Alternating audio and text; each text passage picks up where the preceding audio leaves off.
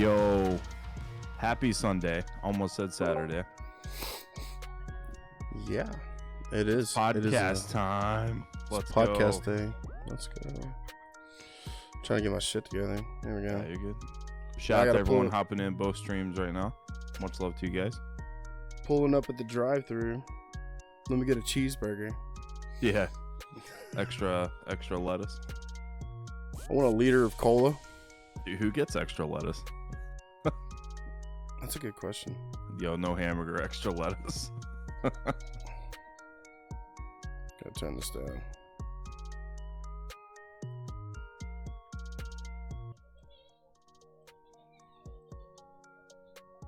Man, I'm super excited for tonight. Every podcast has been a blast, but I think this was the anticipated favorite so far. I think so too. I think this is gonna be this is gonna be the most interesting one. So for you guys at home,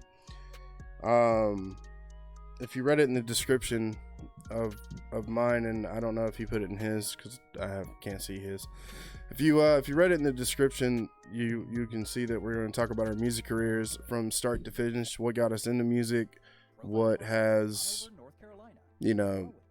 what brought us into music, what got us started, who we did music with, some bigger names, some smaller names, people who's no longer doing music, people who are still doing music. Just pretty much our whole career. We're going to talk about it today. So that's what we're going to do today in the podcast. I got to resubscribe on this Spotify shit, man, because I got commercial after commercial. Bro, go ahead and use your monthly perk. Or I have a perk in mind that's 4 months free, ad-free Spotify.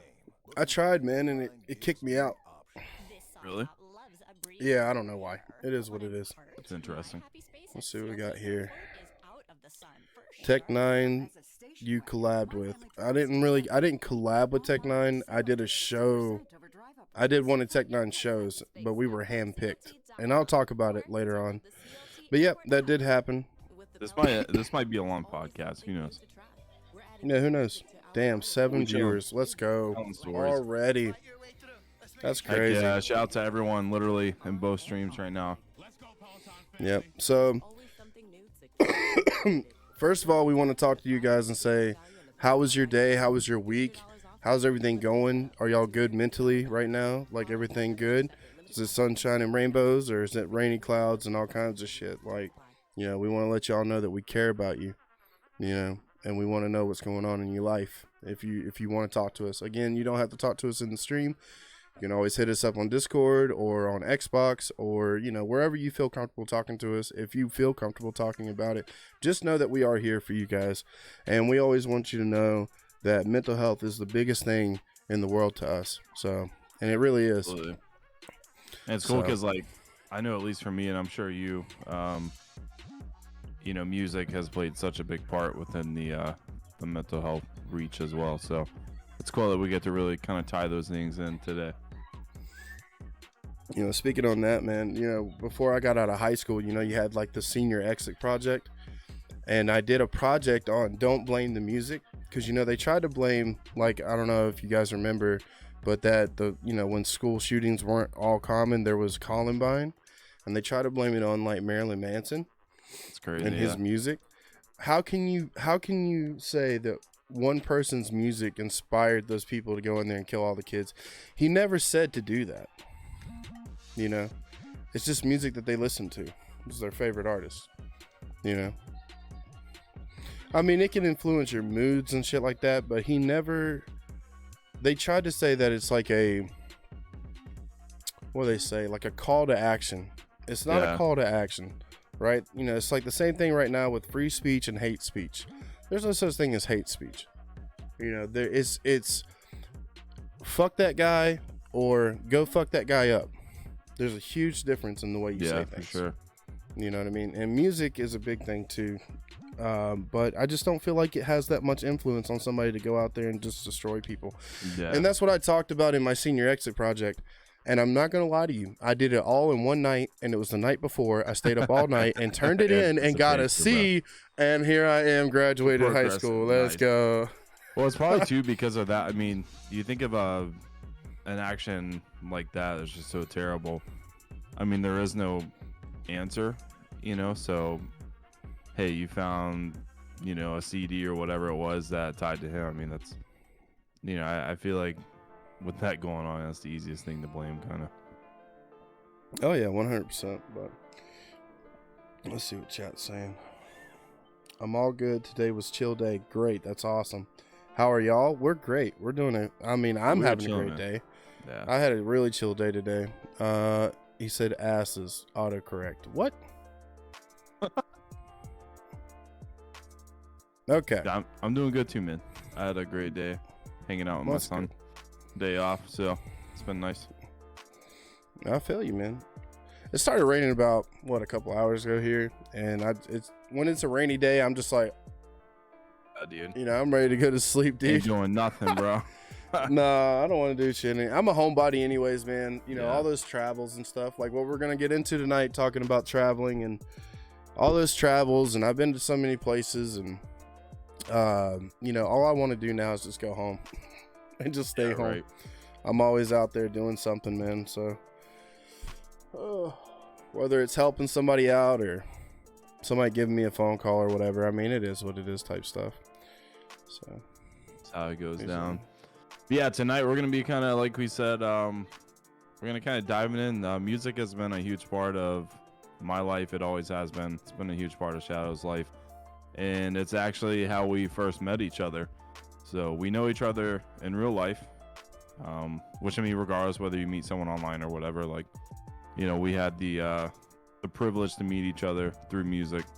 Yeah. So that's been a huge blessing in my life anyway.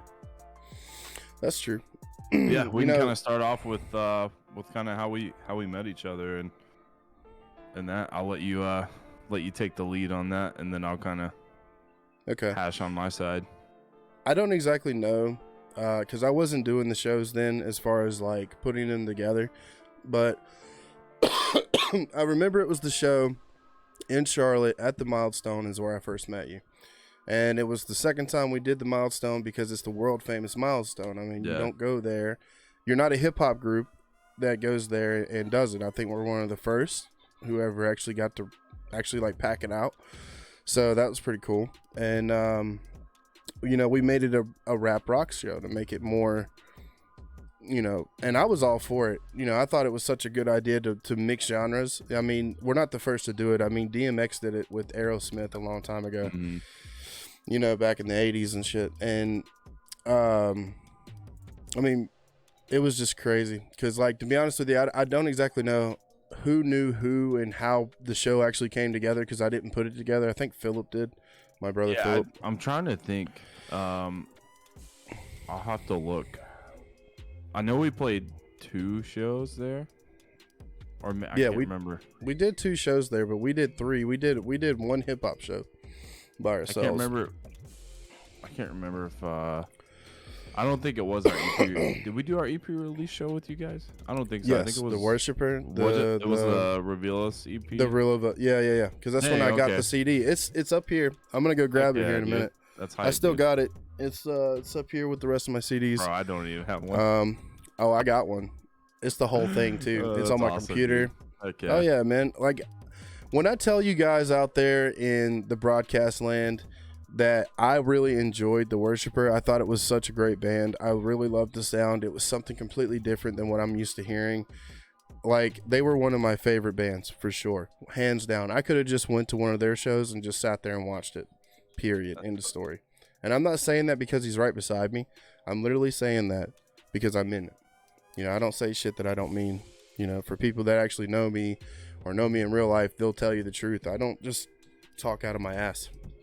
Like, these guys were really good. And I had never heard of them until the day that we actually did the show together. And I was like blown the fuck. I'm just in the back like, oh man, what is this? You know, and I didn't even know you guys were a Christian rock band. I had no idea. No idea, right? And here's the funny part, right? So we go on after them, and I get up there, start talking shit like I always do. And I was like, you know, give it up for this guy, give it up for this guy, give it up for this guy, and give it up for the motherfucking Worshiper. And Charles leans over and was like, bro, they're a Christian rock band. Chill the fuck out. And I'm like, I didn't know. How was I supposed to know? Funny, though. They didn't make it plain out. I mean, they weren't just like, God loves us. You know, it was crazy, you know? Right? How was I supposed to know? How was I supposed to know? Hilarious, dude. Right? And I felt bad too. I was like, oh shit, in my head, but I was just like, fuck it at the time, right? And then we go on or whatever, and then we got to talk a little bit after the show, and like everybody in the band was really cool, but you stuck out the most to me, and I don't know why. Me and you just hit it off that day. Guy. We're both and I'm the biggest guy. I mean, you know. But it just, I don't know, man. We just clicked that day, and a friendship seed was planted, and it just grew, and here we are today. But it was at the milestone. I don't remember how many years ago it was, but we've been friends for a long time. 5 or 6 years ago. Yeah, it was a long time ago. Yeah, but it was worth it, man. I mean, the show was great. It was sold out. I mean, or close to sold out, actually. Close. Yeah, it was packed, dude. Yeah, it was packed. You know, but we had such a good pool in Charlotte, you know, because that's where we're from, and you guys had a very good pool from Jefferson and up there. So when we went up there, it was a whole different world. Yeah, that was freaking fun too, man. I'm trying to see. Yeah, I guess kind of my perspective. Yeah, that was. I'm trying to think of the first hip hop rap show we did. I think we did started doing stuff with Wicked Wood. I think it was like the first time we started doing the hip hop rap shows. And like after that, dude, I just loved it because like you said, it's amazing bringing two genres together, you know, and like you just earn that much more respect, and it's cool to see people, you know, who like different tastes in music just kind of coming together and just having a good time. So I remember like starting off doing that, and then the milestone, that was like just insane, dude. With you guys, I feel like there was one other person. Did Marshall do a thing there too? Yeah. I can't. Okay. That's what I thought. It was Marshall Alexander, Stitchy C, DJ King Rash, who was our DJ at the time. Yeah. And I think that was it. And then No, there's one more. There was one more. One more? He changed his name to Jones McShine, but it used to be. Oh, I know. Okay, yeah, he was. It used to be. Come on, what was his name then? It doesn't matter. His name now is Jones McShine. You can look him up on Facebook. Yeah, okay, but anyway, like that, like really, just freaking set sail from there, dude. And we ended up like that was a thing. That was probably some of my favorite shows. Were definitely doing the hip hop metal shows. Yeah, because the crowd was so diverse, man. Yeah. You just got so much love in it, man. It's crazy. And everyone had so much fun, Hello, too, wifey. man. Like, that was the thing. I mean, everyone always had fun, but it was just cool, again, like, these people were like, whoa, what is this? And then these people were like, whoa, what is this? And just, like, coming together, man. It was absolutely incredible. Yo, Ryan, what's up? You appreciate you hopping in, man. Hope you're doing well. Oh, Ryan, to answer your question, Run DMC, one of the biggest hip-hop groups ever. From the 80s and 90s and probably a little bit in the 70s, I think. They actually collabed with Aerosmith on one of their songs. But yeah, that's pretty dope. Gotta go to bed. All right, we'll see you later, Charlie. Thanks for coming in. Appreciate you. What were we talking about? I got lost. No, we were saying just groups coming together and stuff doing those shows. Yeah, because then you got your hip hop heads and your metal heads and your rock people, and I mean, there's just so many different people. And people just love music in general, man. Just they're supporting. Well, yeah, but I mean, it's crazy to see the love from both sides because it's really hard to break the line between, you know, the different genres and to bring it together with such a diverse crowd. You know, it just makes it. You know, it just makes it special. Yeah, no, for sure, man. Because I feel like, too, like, there's a stigma that kind of comes with each one. You know, so I think getting people in the same room to where it breaks that. Or not breaks that, but it kind of, like, again, gives a new perspective to, like, hey, these people aren't a bunch of druggies, and these people aren't a bunch of, like, satanic, like, you know, dark, cut yourself, you know, like, you know what I mean? Like, so it's cool when people like are like, dang, you know, it's kind of like a race thing, I guess, you know, within music, people are like, yo, okay, these people aren't psychopaths or whatever, you know? Yeah. Well, you know, it's crazy. They're people. They're people. Walk Yeah, this we're just way. all normal people, man. Walk this way. Yeah, it was something like that. Yeah, they did something together. I remember. But that we talked about that whenever we started talking about doing these mixed shows. Yeah. And I remember that we were sitting in our studio, and you know, a lot of times when people say that they had a studio in their, you know, that they had a studio, that it was like in their basement or like in their bedroom or whatever. We actually had a studio outside of the house. It was out in Noda, which if you're not from Charlotte, it's a section of Charlotte called North Davison, and we always called it Noda. So like NO from North, and then DA from Davison. So it was always called Noda area.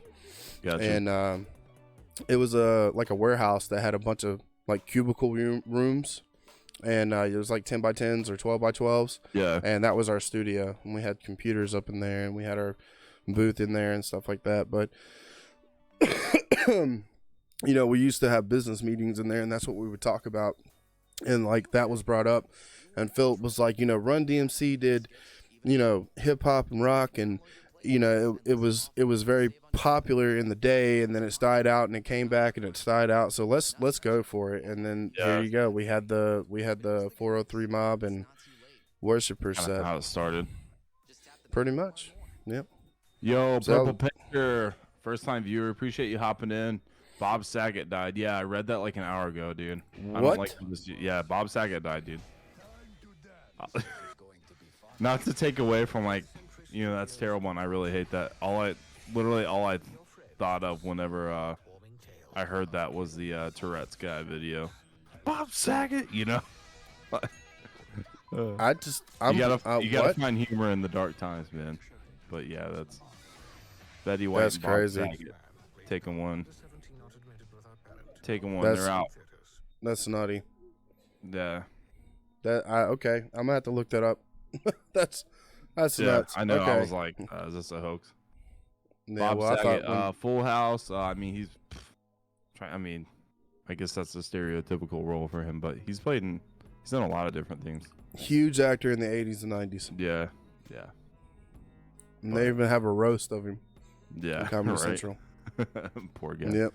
But yeah, shout out again. Shout out to everyone on both streams right now. Appreciate everyone hopping in. That's so Yeah, crazy. this is the late night snack, and we're kind of recapping on our music and how we got started in music. And Matter of fact, Yeah. I'm gonna be selfish here, man. And like people who's been in my streams, you know, I've talked about my music career on and off the whole time I've been doing it. I wanna Yo, know- Frostic, what's up? Ah, Jesus Christ, Purple Pincher, dude. I appreciate your dark humor. He said, "Well, it's not a Full House anymore." Jesus, No. it's definitely not. But I want to know your backstory. Like I want to start off with your backstory, and I'm not trying to be like I don't want to go first, but Nah, you're like good. I am 100% interested on how like that all came together, or like how, you know, I think that we should do this in sections, like how it came together, what were your inspirations, and then we'll just switch off from each question. So like Yeah, no, that how sounds- that sounds did your good. stuff, how did your music career actually start? And I guess I don't know how many bands you're in, because I know bands, you know, you joined so many bands, but if like I only know about the Worshiper, right? Yeah. So if there was more bands, you know, elaborate on some of that, because like I want to know the history behind Cannoli music career. That's what I want to Yeah. know. I guess we can kind of tie it into with maybe how we got into music, because that's a big part of mine. So I grew up in a musician home. Both my mom and dad come from musician, artistic style families. So I feel like the biggest inspiration to at least getting into music was mainly my dad. My dad plays piano, phenomenal piano player. Nice. Classical. So I mean, that's all he listens to is classical.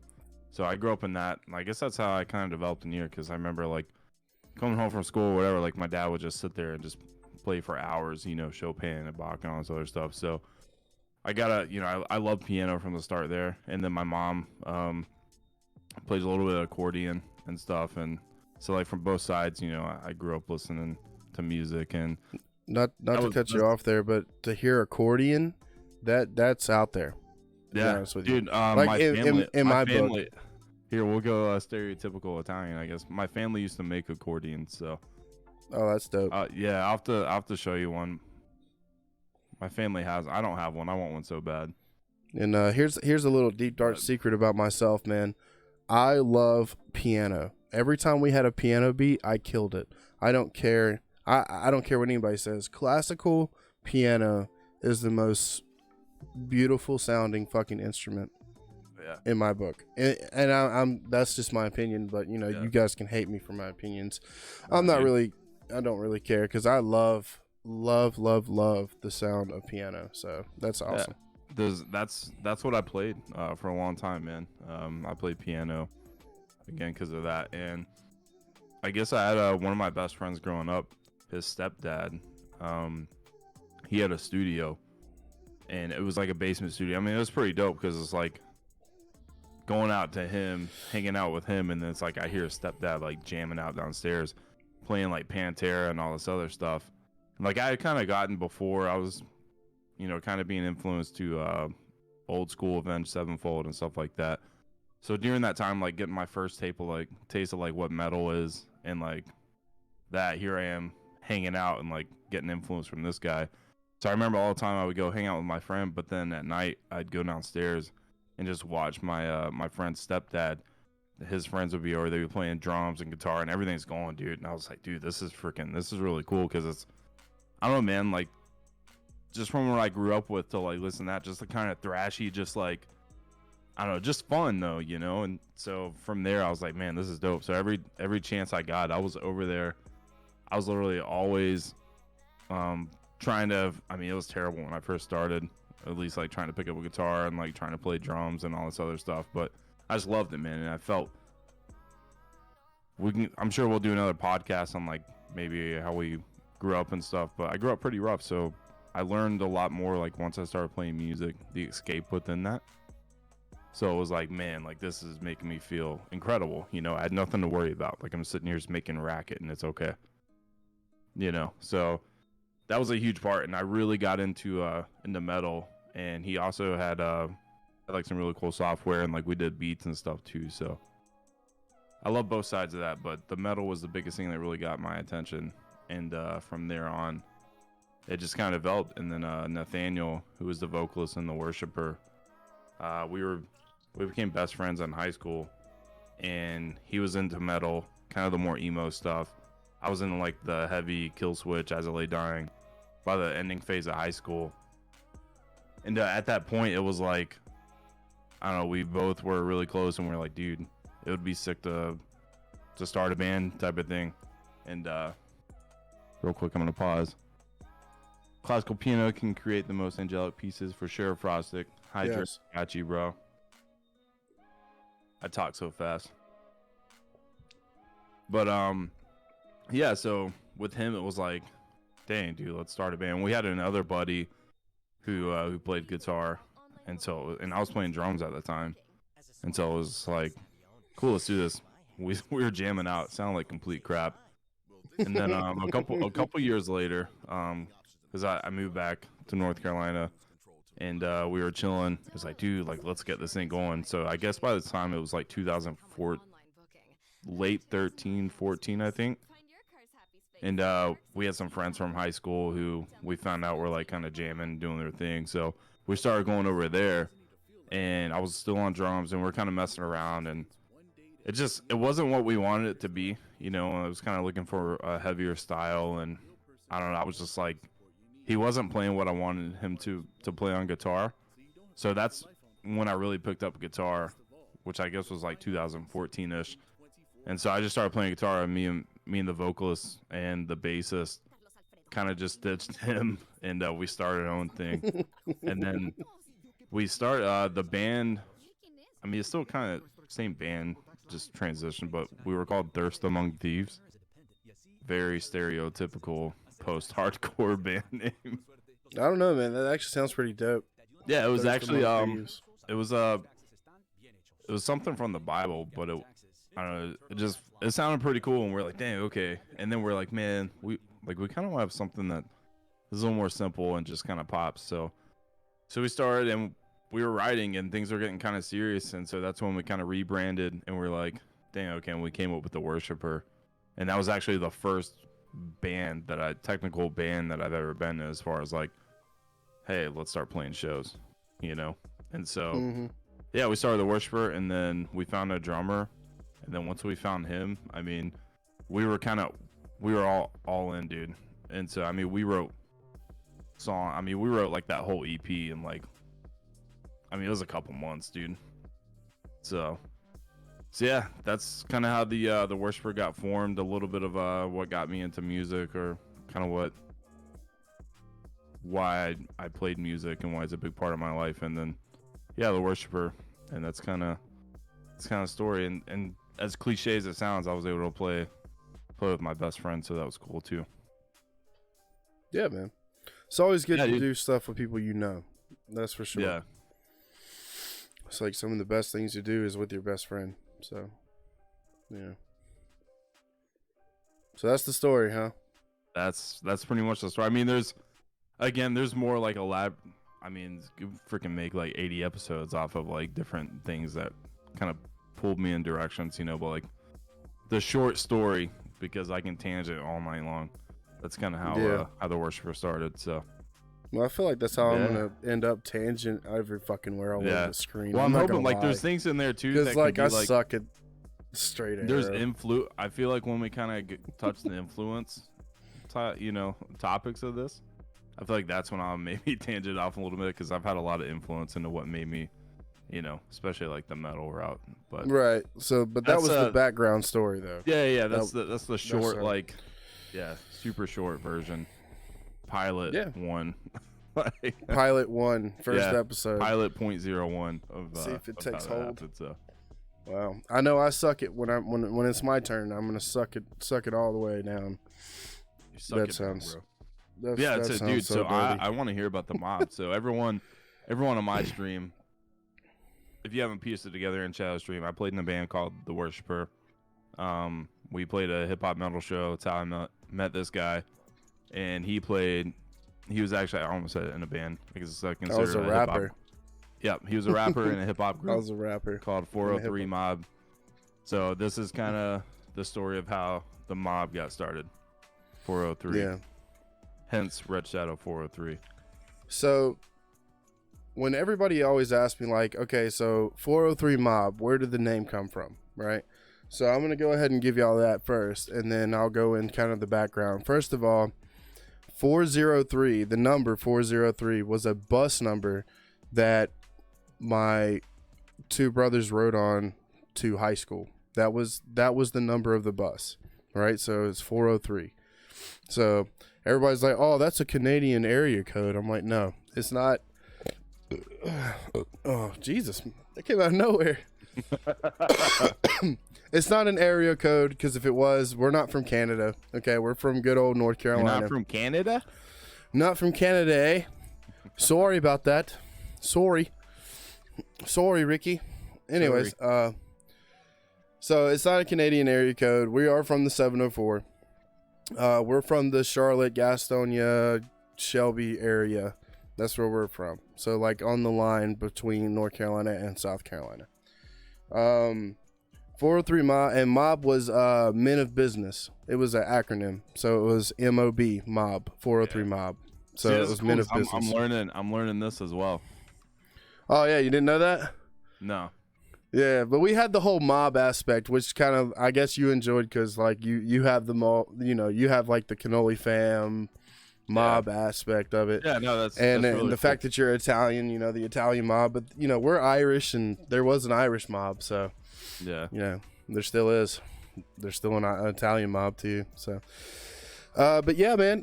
So 403 M.O.B. came to be out of another name group that we had. It was me and my brother Philip, who everybody knows as Ghost Unknown 403.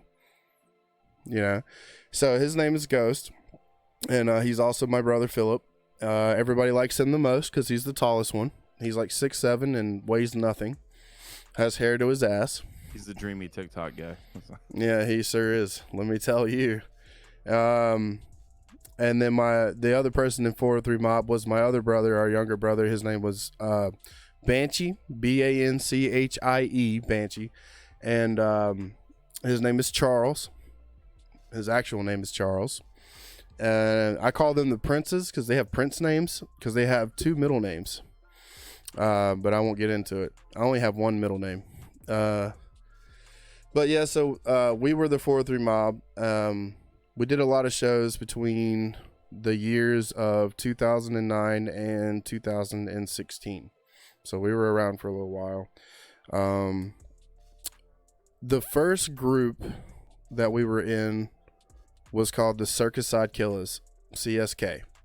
Is what we called it, CSK. And because I'm fucking this all up. I told you, man, I'm really bad at this. So at the very beginning of it, right, I used to write a lot of poems. And poems is like lyrics or raps or anything you look at it. But that's what I used to do all the time because when my mother moved us from my hometown of Kings Mountain, she moved us up into the mountains, Hudson, Lenore area. You know where it's at? Yeah. Yeah, so that's where we lived. We lived in Hudson. I went to South Caldwell High School for a year. And during that year, I'd stay in my room all the time, and I'd practice my handwriting. And I don't know, I got like some really pretty handwriting. People tell me I got girl handwriting or some really nice looking handwriting. Dang, but I'd also write, huh? I can show you. Yeah, I can show you. I want to see that 4K handwriting.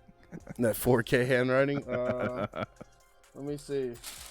Got some parchment paper. I don't know if it'll write on it.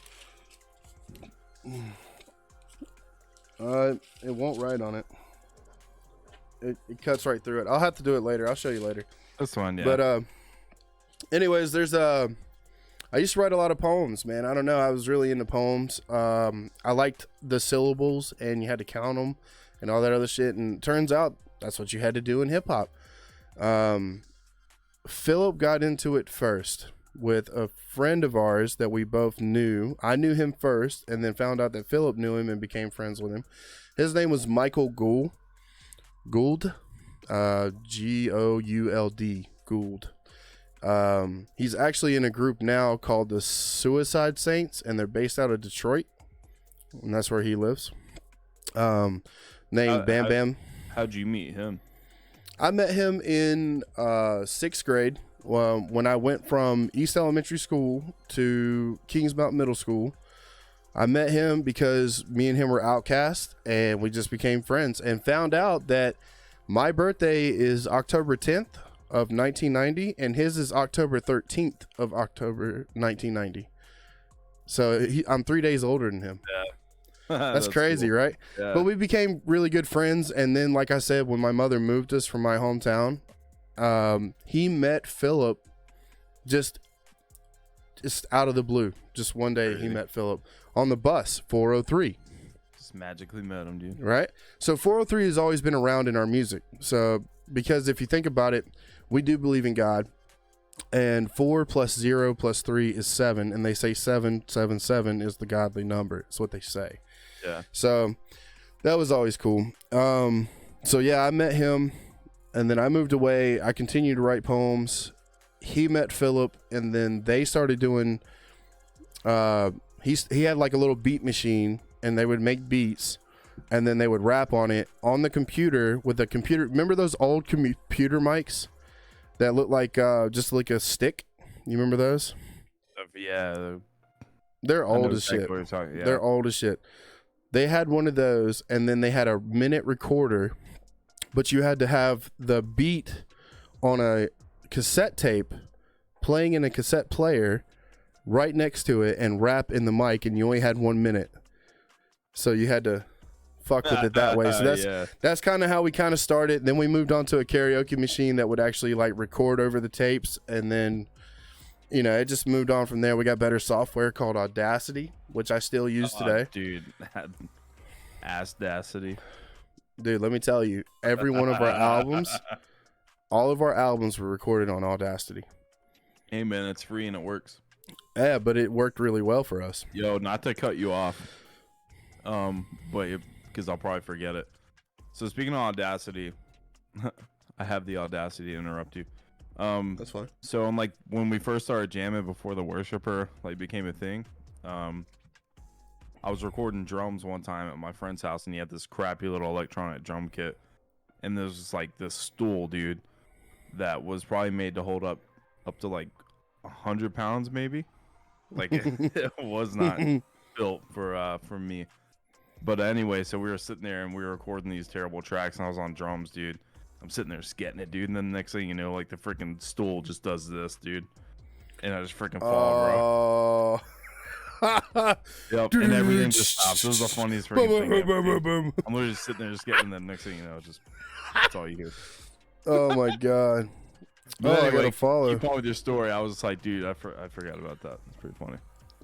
All right, so wait, we used to record like when we got up to Audacity or whatever. So anyways, I go into foster care and I come back down this way, and I end up going back to my brother's house, and I see that he's friends with Michael, and who's named Bam Bam now. That's his name. And him and Bam Bam were doing this music shit together, right? And I was like, oh, that's fucking cool, right? So I supported it, and I tried to be a part of it a little bit, and then I was a part of it, and we called ourselves CSK, which is Circus Side Killers, because it was like we were really into like ICP and all the underground artists and stuff like that, like Twisted, ICP. Did you guys start out like, or have you always been like kind of Juggalo-esque, or?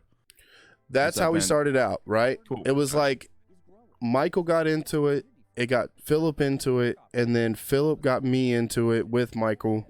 Gotcha. And then that was a part of my life for a little while, but I was never truly full life in it. You know what I mean? Yeah. Like a lot of times, if you're a juggalo or a juggalette, like that takes over your life, right? That is your life, right?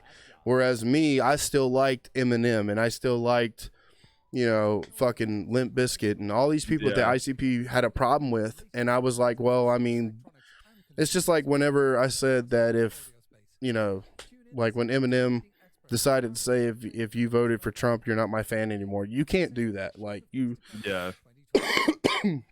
can't split your audience. So I still, you know, I kind of went back and forth with it. I'm not saying that I didn't enjoy it.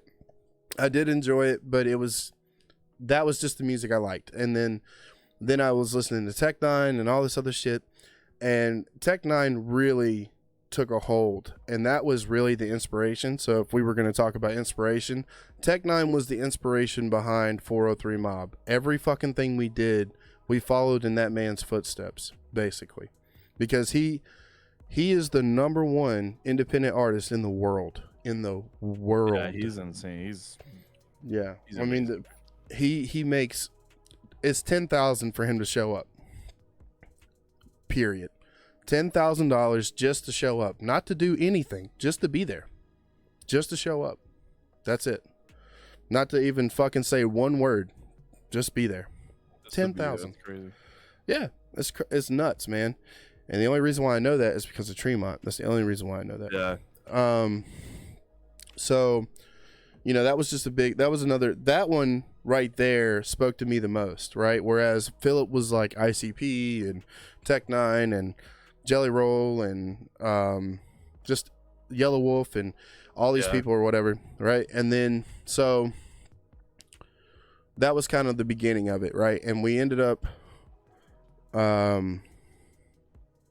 you know, just kind of growing up a little bit. So that was back when that was like 2004, 2005, and 2006. We did our first show at a bar called Keg and Q. We're not even old enough. I mean, 2006, I was 16. Philip was 15. Charles was 13. And they let us in and did our tracks, and we left because we couldn't be there. We gotta bounce. We got bedtime. Well, no, they just yeah, I gotta go put my PJs on. My mom's calling me. My mom only said I could stay until 10. Sorry about that, guys. 6:30. I gotta go. So that was called Keg and Q. I don't know if it's still around. It used to be in front of Tremont. Well, across the street and a little bit down, like 2 or 3 little buildings. And then we always looked at Tremont like, man, one day, right? One day That's where we're gonna be at. That was the pinnacle, man. And we reached it. I mean, obviously, you know, we did do a lot of Tremont.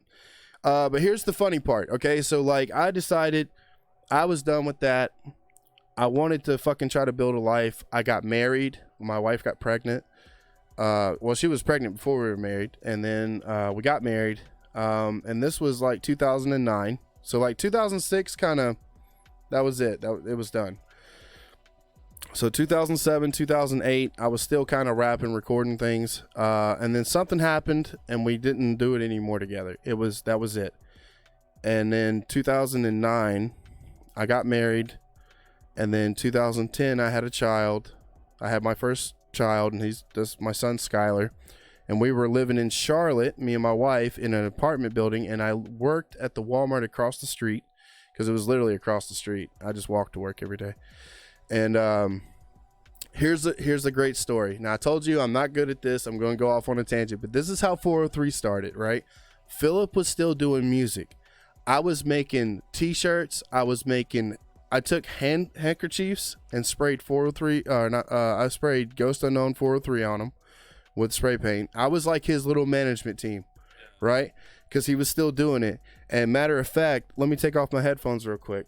There was a show that was coming through Charlotte, and I saw it. It was I can't remember. They don't do music anymore. But they were coming through Charlotte. They had a pretty good following. They wanted a opener, and I was like, I know the fucking best guy to do it. It's got to be Philip. It's got to be Ghost Unknown. I got to get him on that, man. Charles was his hype man. He was still doing it, and he had another guy doing it. But this guy was like deer in the headlights every time he was on stage. In practice, he was like the biggest motherfucking hypest person ever. But you put him on a stage in front of people, he didn't know what to do. So, but yeah, I got it right here. Actually, it's I found it a couple years ago, and I put it in a picture frame. Let me grab it real quick. This is freaking sick, man. I'm excited to see this. Again, shout out to everyone in both streams right now. Appreciate all you guys hopping in. This is really old. Oh, is that the ticket? But it says Wolfpack, Kung Fu Vampire, Ghost Unknown, featuring Ghost Unknown. Nobody else, featuring Ghost Unknown. Yeah. That's freaking How sick, crazy dude. is that? I am the reason why his career started. Like, he doesn't remember that, I'm sure, but I do. And you can see it for yourself. I found it. I was like, oh my God, I got to hold on to that. I remember it was on December 9th, 2010, and it was at Tremont Music Hall. That's what it says, right? So my son was about 6 months old at that time. But anyway, so that was pretty cool. And when that show happened, I went and watched it. Obviously, that was my ticket, but they let me keep it. And so I went and watched it, and I go home, and I was like, man, that's epic, right? So here comes 2011. All right, January, February, somewhere around that time, I'm at home chilling. And I made my own little studio. I had a 3-room apartment. I don't know how the fuck I was paying for it. It was like $750 a month, and I was like the only person working. I don't know how I was paying for it, but we had our bedroom, my son's room, 2 bathrooms, a living room, and that we had 1 spare bedroom, right? And that was my studio because I had all that equipment. Yeah. You know, I had my computer, I had my microphone, I had everything, you know, and we even recorded the first M.O.B song there. So that was pretty cool. But what happened is because of that deer in the headlight shit, right? There've been like 4 or 5 shows, right? Yeah, and every time he goes out there, he did this shit right here. That was him in one spot with the microphone, just holding it up. Not even here, just right here, right? So Philip calls me on the phone, and he's like, "Hey man, listen," he's like, "I want you to be my hype man," and I'm like, unless I'm up there rapping with you, man, I don't want it. Right? Yeah. And I hung the phone up. I feel like a hype man would be, I mean, again, like, it's obviously, I don't know if someone can do it, good for them, but it's like, you're just up there. Like, that's it. Okay, so a hype man, to be honest with you, is basically the guy that's supposed to hype the crowd for you. Yeah. You can't do it all yourself, right? Yeah. I mean, you can. There are people who can. There's people who cannot. There are people that have people up on stage with them for a reason. There's people who go up there by themselves for a reason, right? And until Philip developed that on his own, that wasn't an option, right? Yeah. Because he can't be up there triple time, double time, trying to breathe, trying to move, and hype the crowd at the same time. Yeah. So Charles was helping him, and he was doing a decent job at it. Yeah, not for sure. But he wanted another guy, and he wanted me to do it. And I was basically like, I got a family now. I got my child now. I got work. I have responsibilities. And if I'm not up there getting it as much as you, bro, I don't want to do it. And I hung the phone up. I went and talked to my wife about it. She was like, you need to do it. That's something that you love to do. That's something that you really enjoyed in your childhood. You should do it. And I'm like, are you sure though? And obviously she regretted that later on down the road. But I called him back and I was like, listen, man, you just throw me a couple verses every once in a while, man, and we'll call it even. And there we go. There's 403 Mob. And it was basically like, you know, we want to get down to business. And that's where Men of Business came from. We are the Men of Business, M.O.B. Mob. And we were like, well, we don't want to be Circus Side Killers anymore. So, you know, we got Mob and we can't just be Mob. And he's like, all right, I got it. 403 Mob, period. End of story. Yeah. That would be it. All right, cool. That's cool, man, with the whole bus and also like that number just kind of always being around. And then the Mob. Yeah, it's kind of infamous. Cool. Yeah. Yeah. 403 is just the infamous number in our universe. Like, that's just the number one number. Yeah. You know? And then we did our first album, Black and White Resurrection. That's why it's called Resurrection. I don't know if you knew that. But no. Black and White Resurrection was our favorite colors as a group. And Resurrection was because Circus Side Killers died and we came back as Mob. Yeah. No, that's dope, dude. That's where that came from. And then, you know, the rest is kind of history, you know, but that's the background. That's how we got to be 403 Mob. Heck yeah, dude.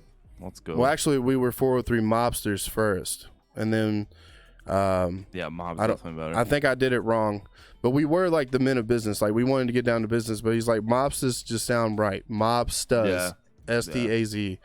And we went and did our first show. It was within our first couple shows. I can't remember which one. It wasn't the very first one. And we go to do a show at Firewater 110. And 110 was in South Carolina. So we go to South Carolina, and the guy introduces us as Ghost Unknown and 403 Mob. That shit pissed me off so bad because it was Ghost Unknown and 403 Mob. Yeah, and I'm like, wait a minute. Man. But that's where Mob came from. And then we turned it into the acronym M.O.B, Men of Business. Yeah. So, before we move on, Kraken's wanting to join in and tell us why his name is Tropical Bear. Well, let's and real quick, because I gotta use the bathroom in bed.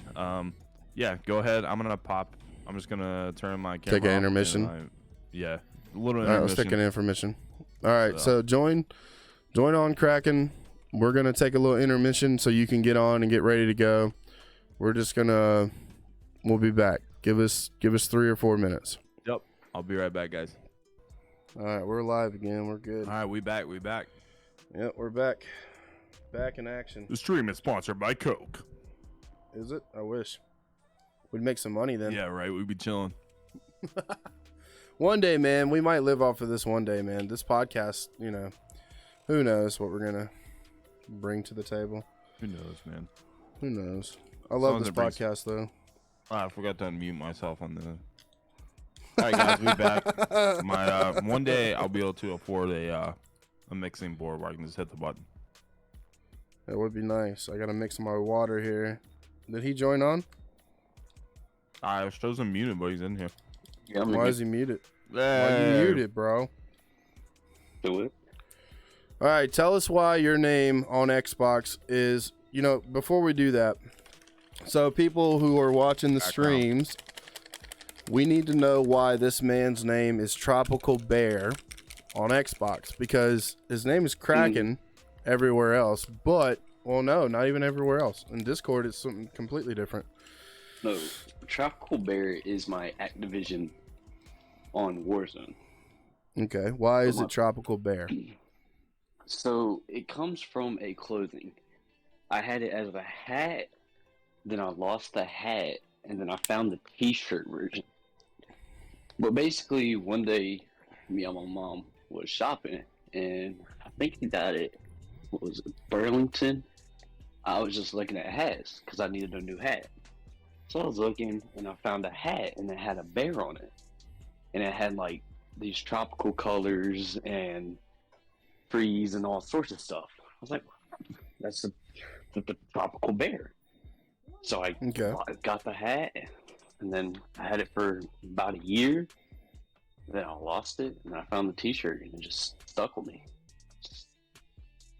So you're a tropical bear. In this outfit? No, but I think. Dang it, bro. So you said it's a clothing company? Oh, I don't know if it's an actual company, but it was. If I find it, I'm gonna order it. Dude, it was amazing too.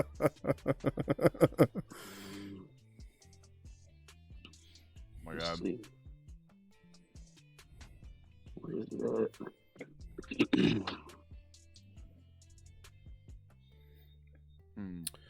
Tropical Bear. All right, man. Well, it's because your name on here is Ghost Recon. Yeah, that's my Discord. Because I had it, but I had it for a little while. But yeah, my PlayStation name is Hooded Bear. Then on what? Xbox, it's Kraken. I think it's just Kraken. So you like bears and octopus? You should change it. Well, I only named it Octobear. When we was making it, I just couldn't think of a name. So I just went looking at our alcohol and stuff like that, and one of the things we have is Kraken. So I was like, you know what, I'm going to do that. Oh my God. Okay. Well, that was a weird story. Not gonna lie. Please find it and buy it and send a selfie or something.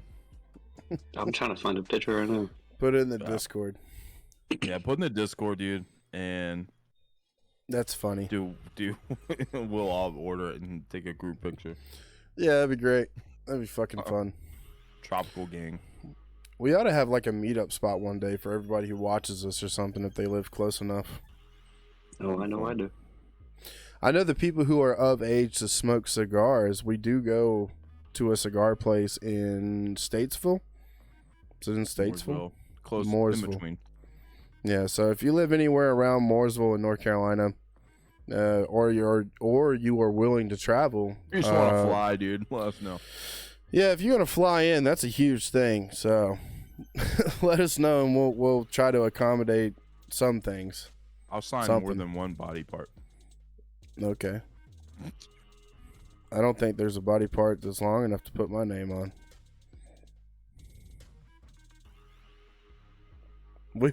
We all know what I'm talking about. Yeah, I got big feet too. Okay, buddy.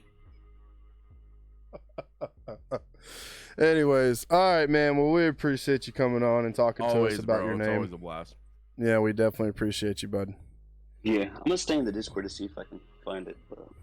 You gonna stay in the Discord call, or are you gonna stay in the Discord? I'm gonna stay in the call for a minute, see if I can find it.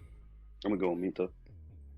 All right, well, we're gonna continue on with what we were talking about on the subject, but we appreciate you nonetheless. Thank you, man. Yeah. All right, well, that was interesting. Tropical Bear. Very interesting. The way I looked at it was like, there is no bears in the tropics. You know, there's bears in the polars and there's bears in the Arctic, but there's honest. Yeah, I'm just saying. I mean, it's just I honestly think about weird. The like Haribo gummy bears or something. I don't know why it makes me think of gummy bears. I'm gonna change my name to You're a Lizard Berry. You're a lizard berry.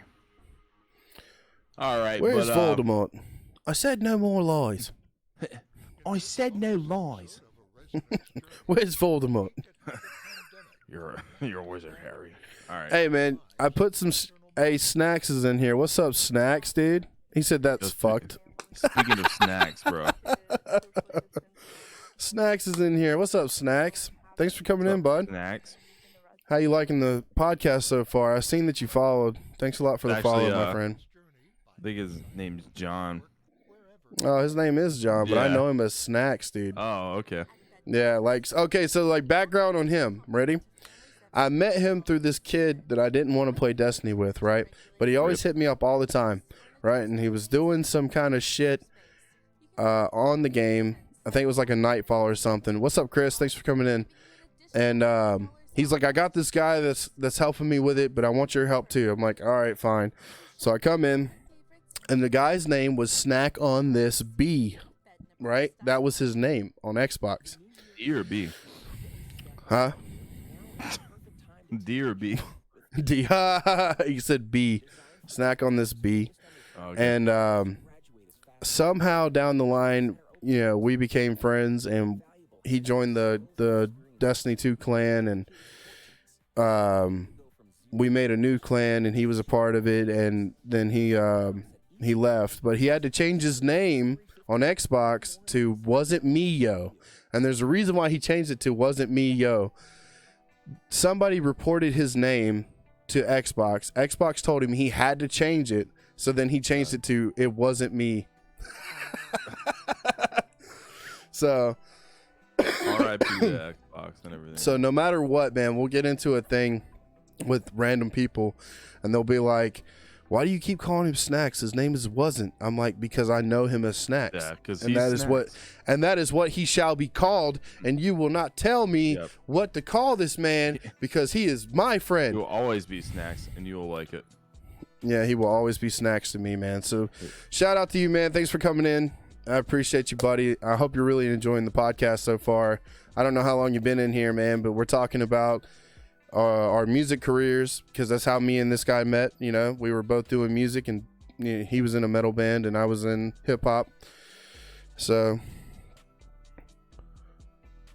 And the gal is toast. Trans house gasket. Oh, the galaxy is toast. Trans house gasket is blown and small knocking noise in the motor. It's getting a full rebuild when I get settled at my new job. Well, that's good, man. I'm glad. He said it's all good. Thank you, man. Well, that, you know, Chris, it is what it is, man. It's an old ass car, bro. You're going to have to rebuild it. But I mean, you got a great shell. All you got to do is throw in transmission and motor. You're good to go. Hey, but yeah, Hatchet, so we're hopping up in your stream. Let's go. Dude, we what's should, up, hero? We need to totally share. We'll pull Hatchet in here and have him share his story tied with us too. That'd be cool. If he's down for that. I met Hatchet while I was doing music, so it actually works. Yeah. But yeah, so welcome back. We took a quick intermission here. Welcome everyone to both streams. To kind of keep this thing rolling. Yeah, influences. I mean, obviously music, everyone has an influence. Everyone has something that got them into the style they do, etc. You know, so I'll kind of let you start this one, being I started the first one. What's that? The influences? Yep. Kinda What what influence? I mean, obviously you're in hip hop, but what? I guess a little more in depth to what your actual influences are and how they influence your style. Okay, so early days, the early days of my musical career, I actually listened to a lot of Creed and a lot of. I actually listened to her, the news today. her legs wide open. And try to eat green eggs and ham. Green eggs and ham. So that's because my mother listened to a lot of Creed. So yeah. Hey, I did too, man. I'm not gonna lie. I'm not gonna lie. I think they're a great band. I don't give a shit what anybody says. But anyways, so like, here's some stuff that people don't really know about me, man. I actually wanted to be a singer. I wanted to do rock music when I was younger. That's what I wanted to do, and I am zero good at it. So what happened? You kept your day job? Something like that. Well, I never tried, honestly. And then as I got older, there's actually a couple songs in the M.O.B. Like there's a Christmas song that I sang on, and there's a couple other songs that I sang on but not a lot. How's y'all's day going? We're doing good, man. I hope your day's good. Of course, it would be Tech 9. Like I said, Tech 9 was a huge part of what we were trying to do. And let's see, ICP, Twisted. Nobody's going to know this one, Turncoat. Turncoat Dirty. Oh, I don't know who that is. Yeah, I know you're not. Oh, that guy. Yeah, I don't know him. Oh, yeah, the guy I don't know. Got it. But we did listen to Jelly Roll, and here's a big one. Roll. Here's a big one. Little White. For Little White. Oxycontin, Xanax bars. Yeah. Yeah, man. So Little White was a big influence because he was a white dude doing music, and he was underground. I mean, he was doing his thing. Eminem was a big one. Eminem was a huge one. Before ICP. Who else? There's just so many people that influenced us. What is there anyone personally in your life who influenced you to either pursue music or who had a big impact? Okay, I'm not gonna lie to you, man. I might get emotional. I'm not gonna lie. No, that's fine. My grandmother was the only person in our family who gave 2 fucks if we did it in the beginning, right? And then my dad or my uncle, whichever way you want to call him, because you know he's my uncle, but I call him my dad. Yeah. He got behind it and helped out in the early days of M.O.B, and then kind of took a step back after we got so big. But my grandmother would have to be the number one person. Our first album, our first studio release, or whatever you want to call it, the very first album, actually came out on our grandmother's birthday. Wow. Dude, that's so amazing. Oh yeah. We did that on purpose because of that, to honor her, because she had passed away before we ever became anything. Yeah. So that was really important to me. It was really important to all of us that we did it on that day. First day we made $400 in sales, so that was pretty good. That's amazing, dude. For a first, I'm not bragging, but it was like, I'm not trying to brag, but it was like everything lined up, right? And it was just, it was on her birthday that we released it. We went around giving them out to everybody who pre-ordered it, and it was like 40 pre-order sales. It was $10 a piece, so that's $400. And you know, it just always rings in my mind to think that the one person who was like, just go for it. It doesn't matter, you know, whether she really believed in us or not. She vocalized the fact that we can do anything that we wanted to do as long as we pursued it, and that was a really big deal to us. So it's amazing, that would.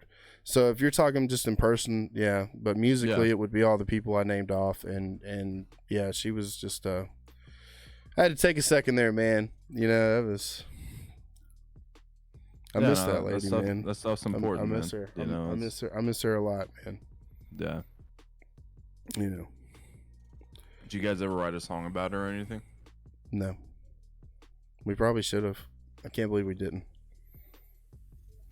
I mean, she's mentioned in some songs, you know, but it's not apparent. You know what I mean? It's vague. But it's there, man. Hatchet said, was that the one in different colors? The Black and White Resurrection? Are we talking about albums? What are we talking about? Maybe. I don't know. That's just what he said. I was just reading your chat. Yeah, I'm reading it too. I don't know. If he's talking about the albums, Black and White Resurrection came in 2 different versions. There was because we didn't finish it on time. So what happened is we wanted it out on October 11th, which was my think about it. I was born on October 10th. My grandmother was born on October 11th. She was born in 1938, and I was born in 1990. That's awesome, though. She was telling my mom, hold him in one more day. Yeah. One more day. Nope, fuck that. Fuck that, I'm out. Ooh, infinity and beyond. So, but it was such a big deal to have it out on her birthday. We cut it into 2 versions. We had the black version and the white version. The sample was in the different colors that y'all passed out at shows. Black and White Resurrection Black Label was the first ever album, and then White Label came out 2 or 3 months later. it was finished a month later, but we gave it 2 months. So, and we put it out, and that's why the cover is white with black letters, and then the other one's black with white letters. Yeah, and if you still have one of those, I want to see it. Put it in Discord, because I want to see it if you still got it, because I don't have one. All the stuff that I had was in the studio, and now it's gone. I don't even have our EP. I still have it over there. You got it. I should have grabbed it when I was up. I actually helped Nathaniel move last week, and or this past week, and he had one. I was like, bro, this is sick. Yeah. Oh, real quick, Hatchet, if you're still in here, bud. I bet you've never seen one of these. You'll never see it again. I already showed it earlier. That right there is Ghost's first official show on an official actual Tremont show. That was his first show.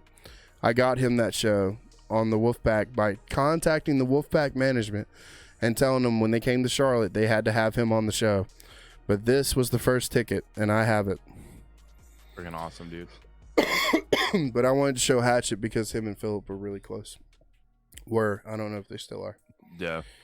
But yeah, that was my influences. So, all right, your turn. What was your influences musically and personal? All right. So, man, this is a wide variety, bro, because I guess for piano. All right. So I guess for piano, I have a kind of more classical style. So you think of Chopin is probably my biggest influence piano wise. So I mean, I love Chopin more than anyone. I love the other classical artists. As far as drums, I don't really know that I have a drum influence, man. I've always liked beats, and I've always liked jamming on drums. So can't really say I have a specific like drummer because I'm not solely a drummer. So I've never really like. If anyone, it's like the Rev from Avenged Sevenfold, and then can't forget his name now. As I Lay Dying drummer. Both of those guys. And I was like big into the double bass when I played drums, so that was a huge thing. And then guitar, which is what I played in the Worshipper, and vocals. I guess guitar. Heavy Kill Switch, As I Lay Dying. I guess Foundation, just because like those were the main bands that really pushed me into metalcore and metal and wanting to learn how to play guitar. But then that kind of developed into Texas in July. I don't know if you've heard those guys. Just the way they played, the mix of like kind of the progressive, like chuggy, noodly style. That's kind of what really. So I feel like As I Lay Dying and Texas in July, they were the two biggest influences on how I probably wrote and played guitar. But as a band, I don't think really capped.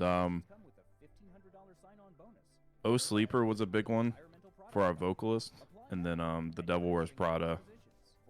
Those two were pretty big, and then As I Lay Dying again played a pretty big foundation. We kind of moved away from that into a more progressive genre, but foundationally, like I would have to say, As I Lay Dying is probably one of the biggest influences that at least captivated me into the metalcore realm. That August Burns Red, those two were. I listened to nonstop for a long time, so they really pulled me in, and yeah, that's kind of what got me going, especially in the guitar world, which is what I played for the band. So, you know, this might sound a little racist, man, but I remember when I found out that Kill Switch Engage had a black singer. Yeah, Howard blew bro, my amazing, fucking mind. Yeah. He sounded nothing like the way he looks, you know. Such a beast, man. He is. And that I'm not taking away from it, and I do not want to sound racist, but I could not believe that it was a black guy, and I looked it up, and I'm like, holy shit. Holy shit. You know, it just blew my mind because a lot of the songs, it's just like, wow, you know, and it's got nothing to do with this color, obviously, but it kind of just blows your mind a little bit when you don't know what people look like. You know what I mean? Yeah. You know, so it should never be based on the way you look. Yeah, you know, for it's sure. all about how you sound. There's another band that, I mean, like, I have influences from a lot of different metalcore bands. I mean, that style is fairly similar, just unique, you know, attributes that each band holds. But for King, that's a prime example. It's like this short guy with long hair. I mean, of course, long hair, but He's just Right. short and small, dude. But I mean, he's one of like the most brutalist vocalists. And I'm Right. just like, I remember the first time seeing a picture, and I was like, what in the world? You know who I like a lot, and my wife got me into them. Coheed and Cambria, Oh yeah, dude. right? Those That guys guy shred, looks nothing Freaking like he Hawaiian sounds. looking dude, the crazy hair and Blows everything my else, yeah. fucking mind, dude. Welcome Home is one of my Yeah. favorite songs of all So time. talented. Oh, dude, that whole band's amazing, man. It blows my mind. But again, you know, about looks and stuff, I mean, you just never know what's going to happen. Yeah. When we get later on into the stories of our career, a lot of it has to do with my skin color. A Yeah. lot of it. Of Nice. why we didn't get to certain places and shit. Yeah. Because I was doing hip hop. It's a lot Mhm. different in hip hop. And I can kind of relate to that because we were a Christian band, you know, and Yeah, and that's again, hard we to do weren't in we heavy weren't metal. running around with the freaking flag of it, but we were up front with, with people like, hey, we're a Christian band because, we spoke on that behalf, during our shows and everything. But Right. yeah, we'll cap on that later on. But yeah, those are musically. I mean, I love music, man. I mean, I'm 1 minute I'm listening to Frank Sinatra, Dean Martin, another minute I'm Ooh. freaking headbanging. Ooh. You know what I mean? So, and I Ooh. grew up listening to that too. So that's just a big influence. The cool thing about Frank Sinatra, man, just because you brought him up, he was never on beat. Yeah, He did what he wanted, Yeah, but Which it I sounded think- fucking phenomenal. yeah. He Yeah. definitely had a very unique way of. He hearing was things the and- most gangster fucking person to ever carry a tune. You know what I mean? Oh, him and Johnny Dino, Cash. man. Yeah, Him and Johnny Cash. Well, I'm saying just in personalities, it Yeah. was fuck you. I'm doing it my way. Yeah, He even did a song called I My did it Way. My way. Well, Yeah. I did it my Yeah. way. Nah, Oh Yeah. yeah, man. you're 100% on that, dude. Yeah, I remember when somebody mentioned it, and I was like, "Wait a minute!" And I go back and listen to it, and I'm like, "He is just slightly off Yeah. beat, but it's slight though. But You can't even really tell." That's what that gives it, like that sway, kind of. Oh, yeah. and it Yeah. revolutionized everything. I mean, that's what kind of It gave sure it, like, did. almost that romance, like you're Yeah, man, the waiting for Rat it, but then Pack, it's just man. like, yeah. The Rat Pack, bro. And then That's so Las yeah, Vegas. I guess personally,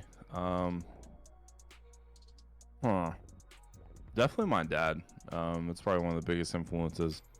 And I guess I'll add a little touching moment, like you had.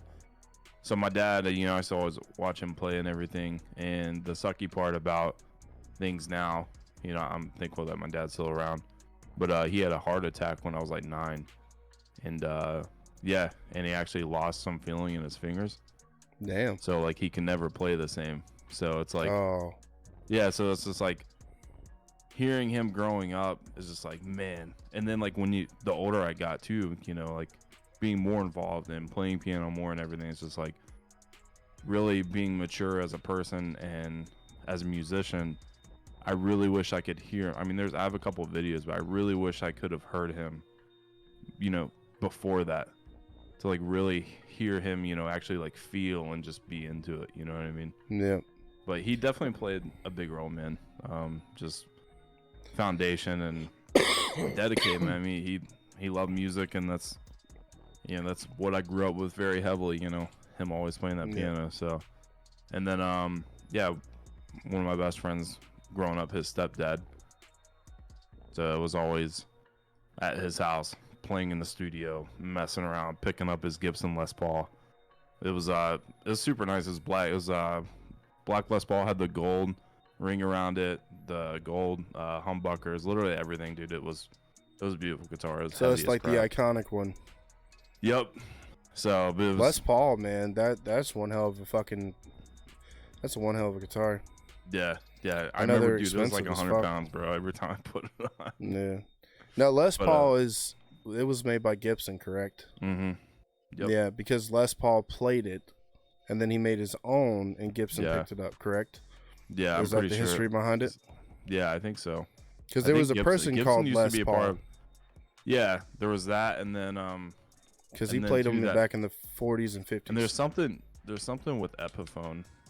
Don't freaking quote me on any of this crap, but I think I'll have like, to look it up, but if I remember correctly, Les Paul designed the guitar, made it, Gibson liked it, took the Yeah. designs, and put his name on it. Yeah, I think That's it's what that, I- or like that's he what I didn't like remember. he was trying to get them to make something, but whoever he was with before wouldn't make it. So I feel like at least one guitarist. I don't know who I'm thinking of, but I feel like then they ended up wanting to, hey, I want this made, and I think that's maybe how it started. But I don't know. But anyway, it was a heck of a guitar to play on. I bet you didn't know I knew that shit. Nah, man. I know a lot of history, That's man. hype. Yeah. You want to know how I learned that? That and a lot of Pawn Stars. I'm going to tell you, it was Pawn Stars. That's where I learned that. Say, yeah, dude. There's a lot of. There's an episode on the Les Paul guitar, and that's what they talked about. His uncle was Les Paul. Yeah, I remember that episode. That was a great episode. I watched it just for the guitar. Because like I told you, I wanted to be a rock star. I ended up being a hip hop artist. Y'all just wanna be big rock. Now, I don't know about them, man. They started out okay, and then they got bad after a while. Yeah, they went crazy. And now they get booed off the stages because they keep telling people to go fuck themselves. Yeah. Yeah, they're not worth the fuck anyways. All right, give me my nickel back. It's fine. Oh, my God. Yeah, like, those are two, like I said, my... yeah, man. That's my best friends growing up. He played a big influence. And then it was just a matter of that. Also had another... so another best friend growing up. Super musician, man. Still taught to him. He phenomenal. I remember going to his house, and his parents, they had money, so of course, like, that was cool too. Like, I didn't really have much, so going over there, it was like, dang, dude, this guy's got drums. This guy, I remember he had a blue Fender Strat or a Telecaster. I can't remember which one it was, and that was just the coolest thing, dude. Going over there as a kid and just literally jamming out and just making racket, and that was a huge influence for me as well. Right. Or at least I guess getting that taste of that, kind of what just kind of kept me going through the years before I really just kind of took it all on. That's what's up. Yeah, right, dude. Well, that was good. Yeah. Like I said, learning. I mean, there's I'm sure more in-depth parts to each of us, but again, this is general coverage of or key points, I guess. We're just answering the question. That's all we're doing. Yeah. Yeah. We should have wrote these motherfucking questions down, honestly. Oops. It's all right, dude. We're trying to rely on people dropping them in the Discord. Yeah, well, I didn't see any, so it's a big fat no. No one had questions. It's fine. Yeah. Well, like I said, ye who shall not be heard if you do not ask. So, what's another good question, man? What was your biggest show? What was your biggest show, you would say? The biggest show in your career to you. It doesn't have to be in numbers. It doesn't have to be in money. It doesn't have to be, but the biggest show to you in your career. All right, so I'm going to there's three, because I'm sure you have several but they all have different. I only have one. I only have one. I had big shows, but I only have one that I consider. So one of my favorite shows. God, it's hard to pick, man, because each show is just so unique. And it's not your favorite show. It's the biggest show that you had. The biggest show. Honestly, I had a couple of those for different reasons, but something that made you wake up. First time chat. Carlos, what's going on? Something that made you wake up. What, you?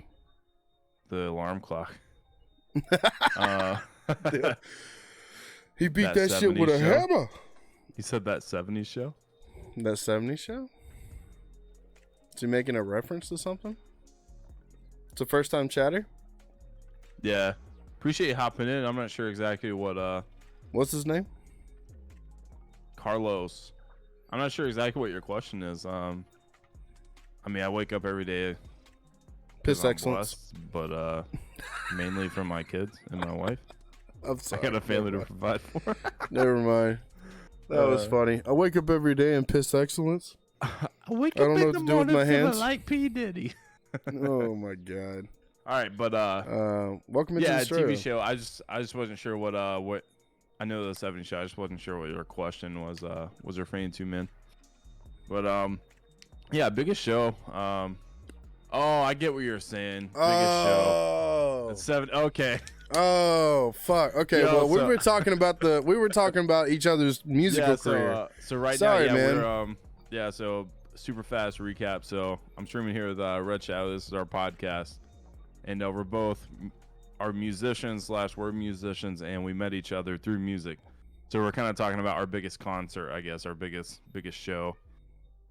That we So that's had. probably why you got mixed up there, and that's why I got confused. Too. I'm I was sorry, like, dude. I was like, yo, what's the 70s show? I was like, I wasn't even alive then. Dude. Oh, I I'm appreciate sorry, you hopping dude. in, man. Yeah, my biggest show. So a main. He said, "Oh, yeah, same exact reaction from me." Nah, you're good, dude. My Like I biggest said, show you in my just popped lifetime in was at a Boy weird Meets time. World. I'm not gonna lie about it. That was But I my like favorite the 70s show, so it's a win-win. The 70 show is a good show. Yeah, that's a good one. All right, now that we're all on the same page here. But so Sorry a big about that, influence, man. And actually, so obviously being a Christian band, I'm very strong in my faith, and one of the bands / the lead, I guess the front man of that band, who helped influence me and lead me to search for Jesus. Actually got to play their farewell tour with them, Nice. or one of the shows. Yeah, so that was this person that I look up to insanely.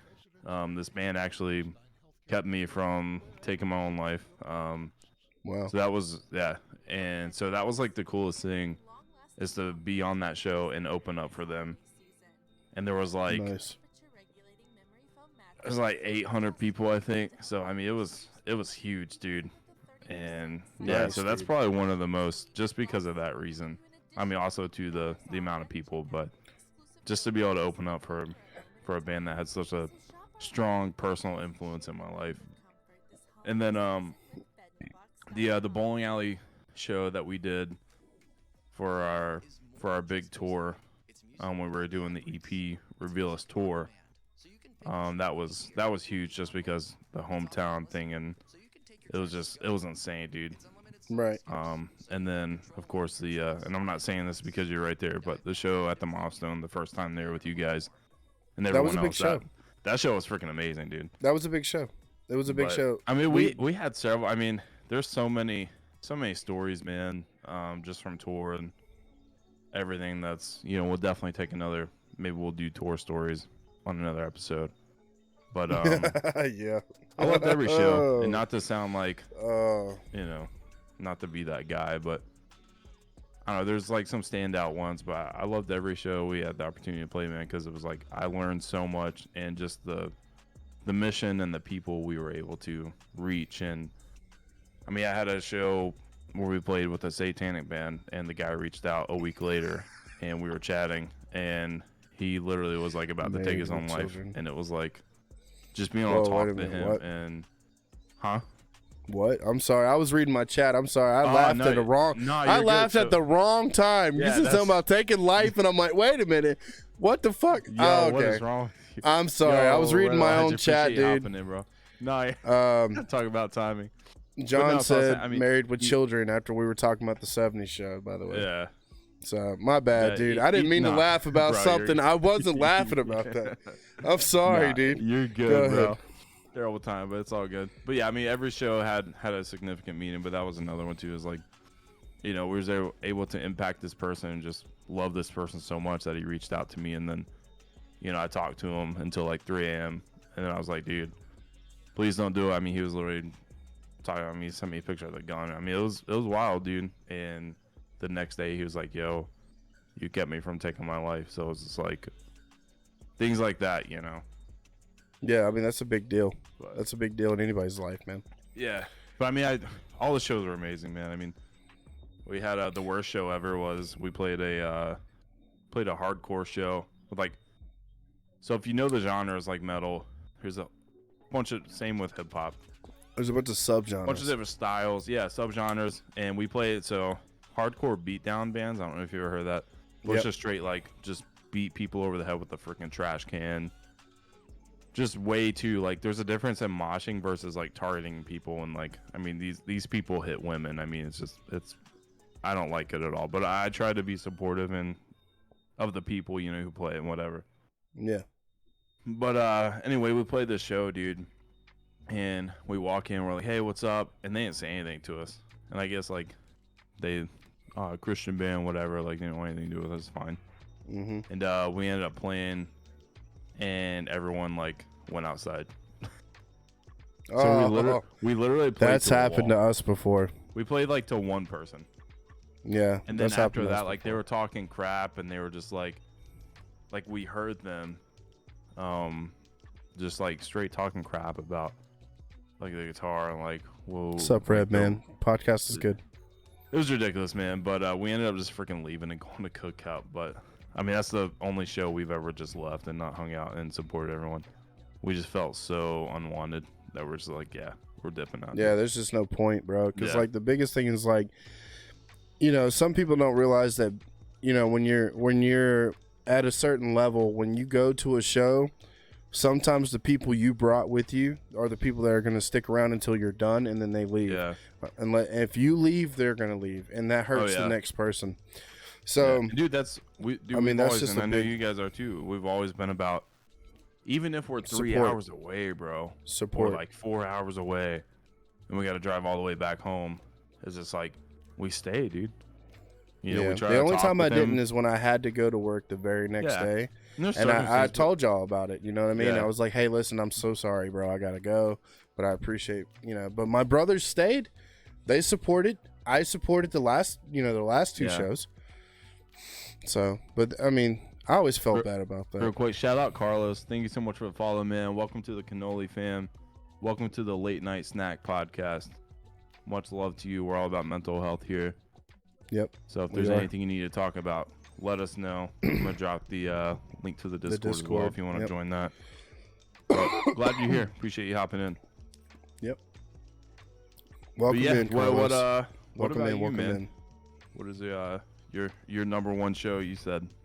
My number one show was in 2013. Let's go. It was the fucking Tech 9 show because it was so important to me. Understandable.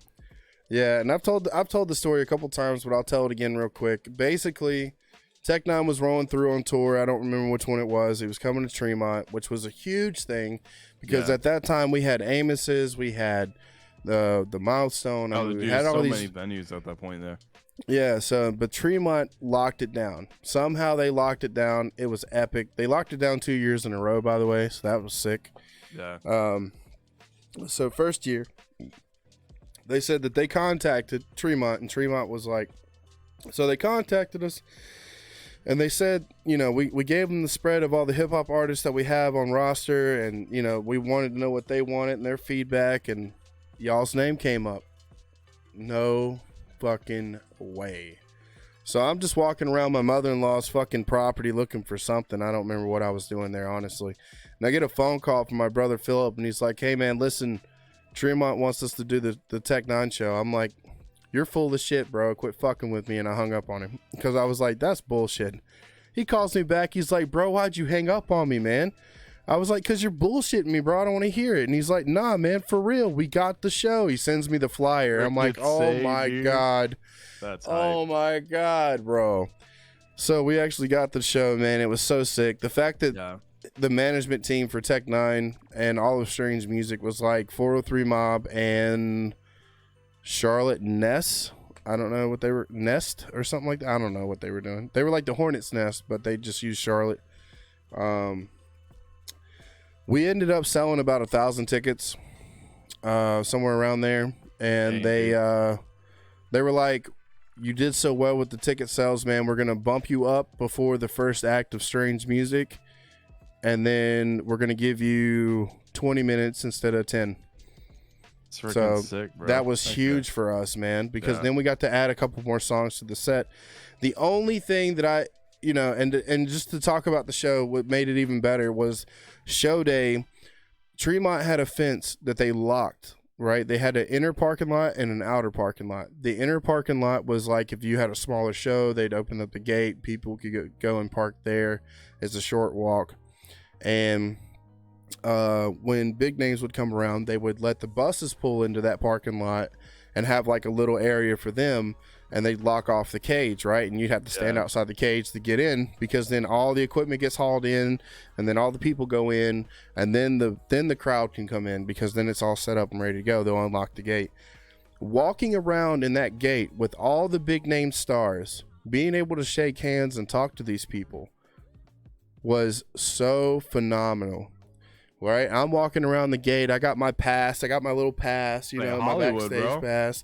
I felt so fucking big, bro. I really did, man. And I'm waving at motherfuckers at the fence. They're waving at us. 403.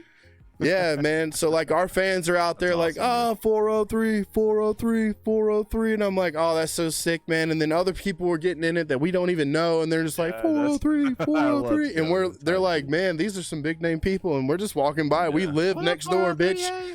Yeah, and we're just waving and shit. We walked here. And I'm fucking cheesing the whole time, you know, because it's sick, man. Too, man. You know, because I'm around those big ass tour buses, man. We've toured around in a van, a Gladiator for all that, you know, like no AC, fucking broken windows. Safe. No AC in our van either, man. Yeah, like dude. That's an underground non-signed fucking band AC issue. was 265, man. 2 windows down, going that's 65 funny. miles an hour, man. That was the AC. Jeez, yo, get Stay the behind. Notebook, freaking fan me, cuz. Yeah, so that was pretty dope, man. And then like they had Tech Nine always has a meet and greet. If you pay like $300 for a ticket, you get to meet everybody. They'll sign your shit, dap you up, talk to you for 5 minutes a piece, you know, shit like that. And we got to do it for free, and we had the opportunity to do it first than everybody else because we were actually on the show. But we just set up our booth and we just stayed there. They were like, listen, man, we all agreed. We already knew it. You know, it's like an unspoken thing. It was like, hey, these guys paid money to talk to these guys. We're not going to block them up. You know what I mean? Yeah. So we let everybody who came through, and Tech Nine's at the very end of the circle, right? We started going around after everybody else had went, and we talked to everybody, man. I mean, I talked to Ritz, I talked to Chris Calico, I talked to Cut Calhoun when he was on there, I talked to fucking just everybody that was on the show, man, just all the big names.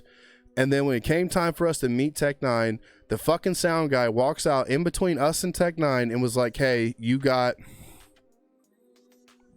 Jackson never has AC in his cars. Yeah, I don't have AC in this car.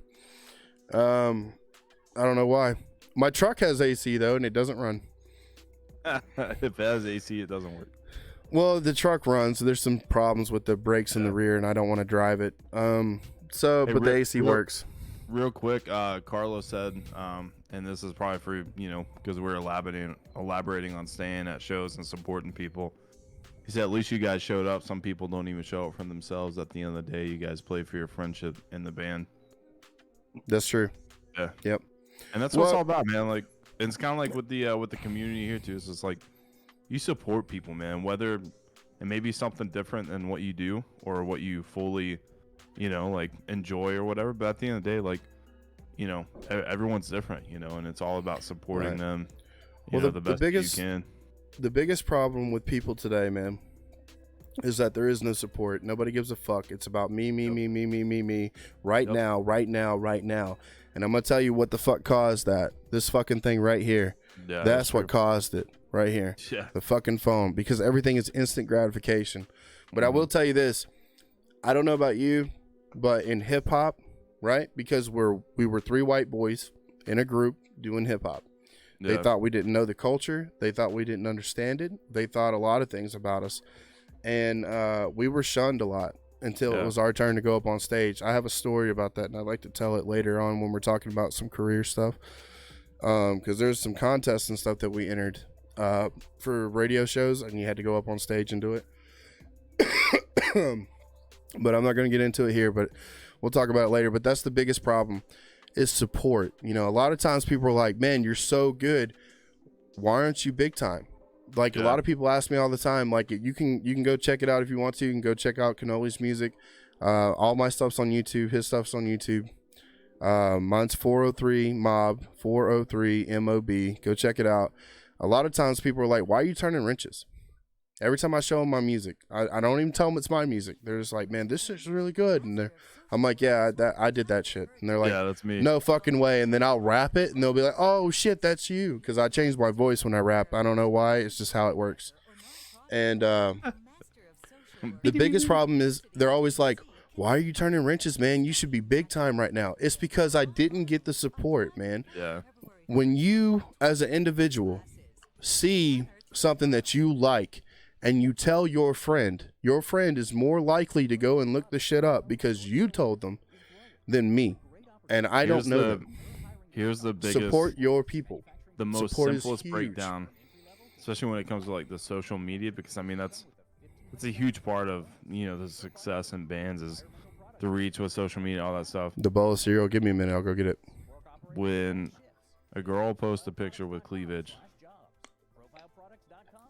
500,000 likes, on and on. Yep. Small band works their butt off, pays for all their equipment, studio time, literally everything. Gas. 5 vehicles. likes and 1 share. And that That's one it, share bro. doesn't even go anywhere else. Yeah, and it's your mom. You know what I mean? Like, it's just like. Yeah, it's like the But YouTube channel. My mom sucks, 'cause commented on our that's- YouTube channel. And again, like it. at the end, no one's entitled to do that. But like you said, when people are like, "Man, you guys are incredible," blah blah blah, it's just like no one does anything about it. And it's just like, well, kind of here's the reason why, you know, like Yeah, I anything mean, is there's business, music, anything that's like not a corporate level or something, you know, like. to be honest how it with you, goes, and sadly. I'm not trying to like push people away or whatever, but when you really think about it, if you really enjoy our podcast, don't you think you want to tell people about it? I know I told my entire shop about it the first day. Yeah, dude. You know what I mean? And it's Yeah. not, and again, he's right. We are not entitled to tell you to do and we're anything. We're not trying But to make it's- anyone. I'm not trying but to make anyone feel bad. Like, if you're not in here every stream or football, like that's not it. But it's like at the end of the day, like it's so easy to literally tell someone, send someone a link, but yet people are out here like, you know, they'll sit on, you know, TikTok or Nike.com or for Amazon.com, just, you know what I mean, like. Yeah, but you're feeding the monster. Yeah, That's what you're doing. That's what I mean. Dude. Well, then we agree. Yeah. And then we agree. You know, and it's not like, and it's like, okay, so like this podcast, right? It's for entertainment purposes, right? We're not looking for, what do we always say? I'm looking for a follow. I'm not looking for a sub. You know what I mean? I'm not looking for the money here. We're trying to do something entertaining because of this crazy fucking world we live in with the bullshit that's going on around it right now. We just have a platform to speak, and we're going to speak, and we always do it with support. Like, you know, a lot of times people come into the chat and they have a problem and they'll talk about it. You know, sometimes they feel like they don't have anyone to talk to, and that's what this place is for. Like, we're not doing this just to do it, and we're not doing it for money. Yeah. I mean, if that was true, I wouldn't have a fucking job. Yeah, right. Seriously. I wish, you know. But, I mean, you know, it is what it is. But, you know, support is huge, right? That's what we're here for. It's funny. It's like we're trying to make a community like a circle, right? Everywhere you go, there's support. That's what we want to make here. Like, we want to be the number one supporters, and then it just goes in a circle. Because I know Tristan came in here the other day in the chat talking about he had to go to the hospital. The chat lit up with, "Are you good?" all the way down. You know, it was like, we're here to support each other. And that's what it's all about. So we appreciate you being here, especially the new guy, Carlos. Thank you for coming in and following Cannoli.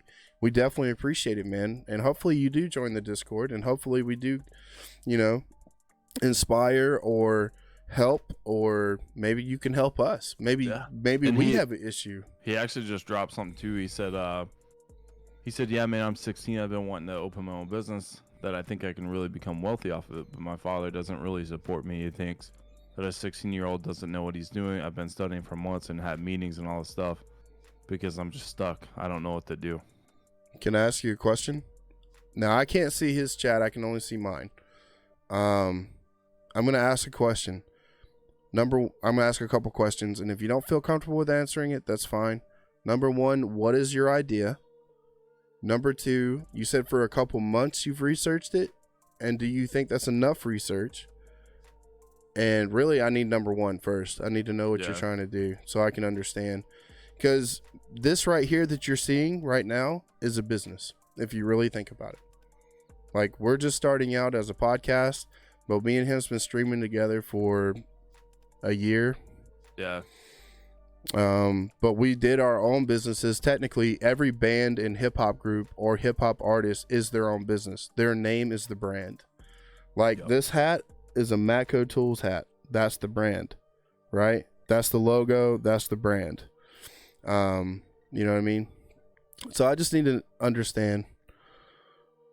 Yeah, and there's a lot that goes into things too, especially like my chat's talking to him. Hey, my chat's talking to him. It says, "What's up, Carlos? I hope I spelt it right."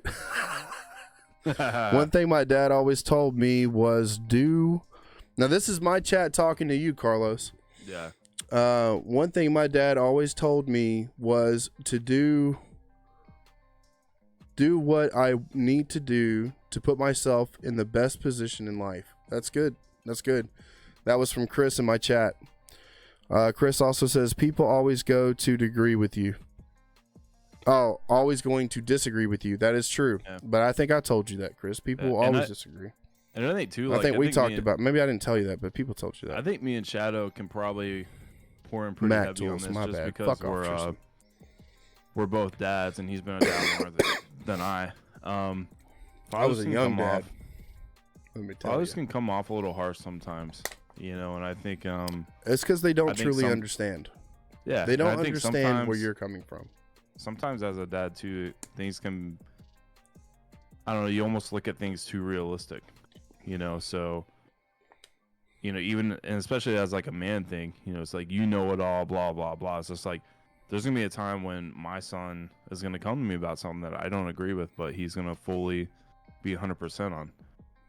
But it's like, at the end of the day, I have to realize, like, and again, you're still 16, so you're not an adult yet, you know. But at the same time too, like, there has to be some sort of support there. LOL. You know what I mean? And supporting your dreams, and at least being a backbone to maybe help put you in that direction. You know, like, and two, if failure means, okay, you failed, what's the next step? Or failure means, hey, we're losing the house, then that's kind of a, you know what I mean? Like, that's a little more to weigh in on. But if it's simply like you just dropped an Amazon wholesaling, the market isn't saturated, there's so many products to sell in volume, I feel like I've done so much more research than the usual person, but there's always room for improvement. Did he say dropboxing? Yeah. Amazon wholesaling. Okay, so he's basically going to the store and selling the shit back to Amazon. Yeah, that's what he's doing. Yeah, and it's a huge thing, and I feel like it's going to grow in a sense. I've done some research in that, actually. Yeah, I've kind of looked into that too, and because Amazon's getting so big, and they can't get the products fast enough. Yeah, it's that, and then the support. It's hard to find people to work. So when you have Chris people, says, you have your warehouses with your employees, and that's still not enough. Like, if they're taking over the whole world, and drone flying and all this other stuff's going to eventually take over, like, let me see. Because a wholesaler is pretty much a third party person. Yes. When you're selling Amazon, you're pretty much considered third party. Well, you're third party no matter what. If you're not the product maker or the final sell, you're third party. Chris says in my chat to you, fails always come with trying, but it's better to try at your dreams than not at all. That's very true. Yeah. China, the manufacturer, Amex. What? Okay. No, like okay. Amazon's the supplier. Yeah, that's true. So China is the one that will be the one. Thank you, man. I appreciate you coming in here and telling me that. China made it. Amazon just has. Amazon's just the supplier. Wholesale power and distribution power. To be honest with you, man, on top Carlos, of owning Twitch and all these, I mean, Amazon invests in a lot of things too outside. I mean, it's Carlos, Amazon's right? Huge. Yeah. I want to call him by his name. Carlos, to be honest with you, if you have enough capital to start it and you feel like you can do this, it probably doesn't. There's no reason. Well, he's got to be able to buy the products first. Oh, yeah. So he has to go buy the products. make sure you follow the market. Make sure you're using that app from Amazon. You need to use it like religiously. I feel like the big thing you too, can make some good money. not to cut you off, I feel like the big problem he's probably having is you probably have to be 18 to do it. So that's why his dad's probably. Oh, do you? I don't know if it will check it. I would imagine, because I mean there's got to be some sort of legalization there. You know what I mean? Maybe, but if you do your research for the next 2 years, by the time you're 18 years old, But that's you what should I'm be saying. ready to Like go. there might be an save issue save with your money. with his dad right now, because he said I'm asking my dad for $10K, but it's a stretch. Oh, Yeah, that's a lot. Yeah, that's a for lot. money, and then probably again, I don't know the legalization thing, but I would imagine like Why don't? your dad why would have don't- to be involved. Is there any way you can get your own money, like right now? Yeah. Is there He's any way? 16, I doubt. Well, I mean, he can get a job. Yeah, I'm saying like a loan like that though. No, I don't mean like a loan. I mean like build up for the next 2 years. Honestly, bro, like yeah, I think if you're 16, and I know like it's probably you want to jump on the market right now, but I think the way distribution's going and the way Amazon is starting to evolve, I think I would, if this was me and I had this idea. That's true. Wholesalers are making money. I would come up with the market plan and figure out possible, because if you're wanting 10K loan, dude, I mean that's quite a bit of product. So you're gonna need you don't want to get a space, personal though. loan. You're gonna need some sort of warehouse space or something to house that. So my need a business plan, garage space. I would be thinking of starting a location. That's gonna be a huge thing, and just keep researching the market and find out like what's the most profitable thing. I would look into, like learn about couponing. That's a huge thing. Oh, dude, Learn about all these- if you can master couponing, bro, you can walk Yeah. out of a store with shit for free. Oh yeah, dude. But It's not insane. only that, there's another thing. Go ahead. You finish, and then I want to say something. Go ahead. No, I'm just You saying, finish. like,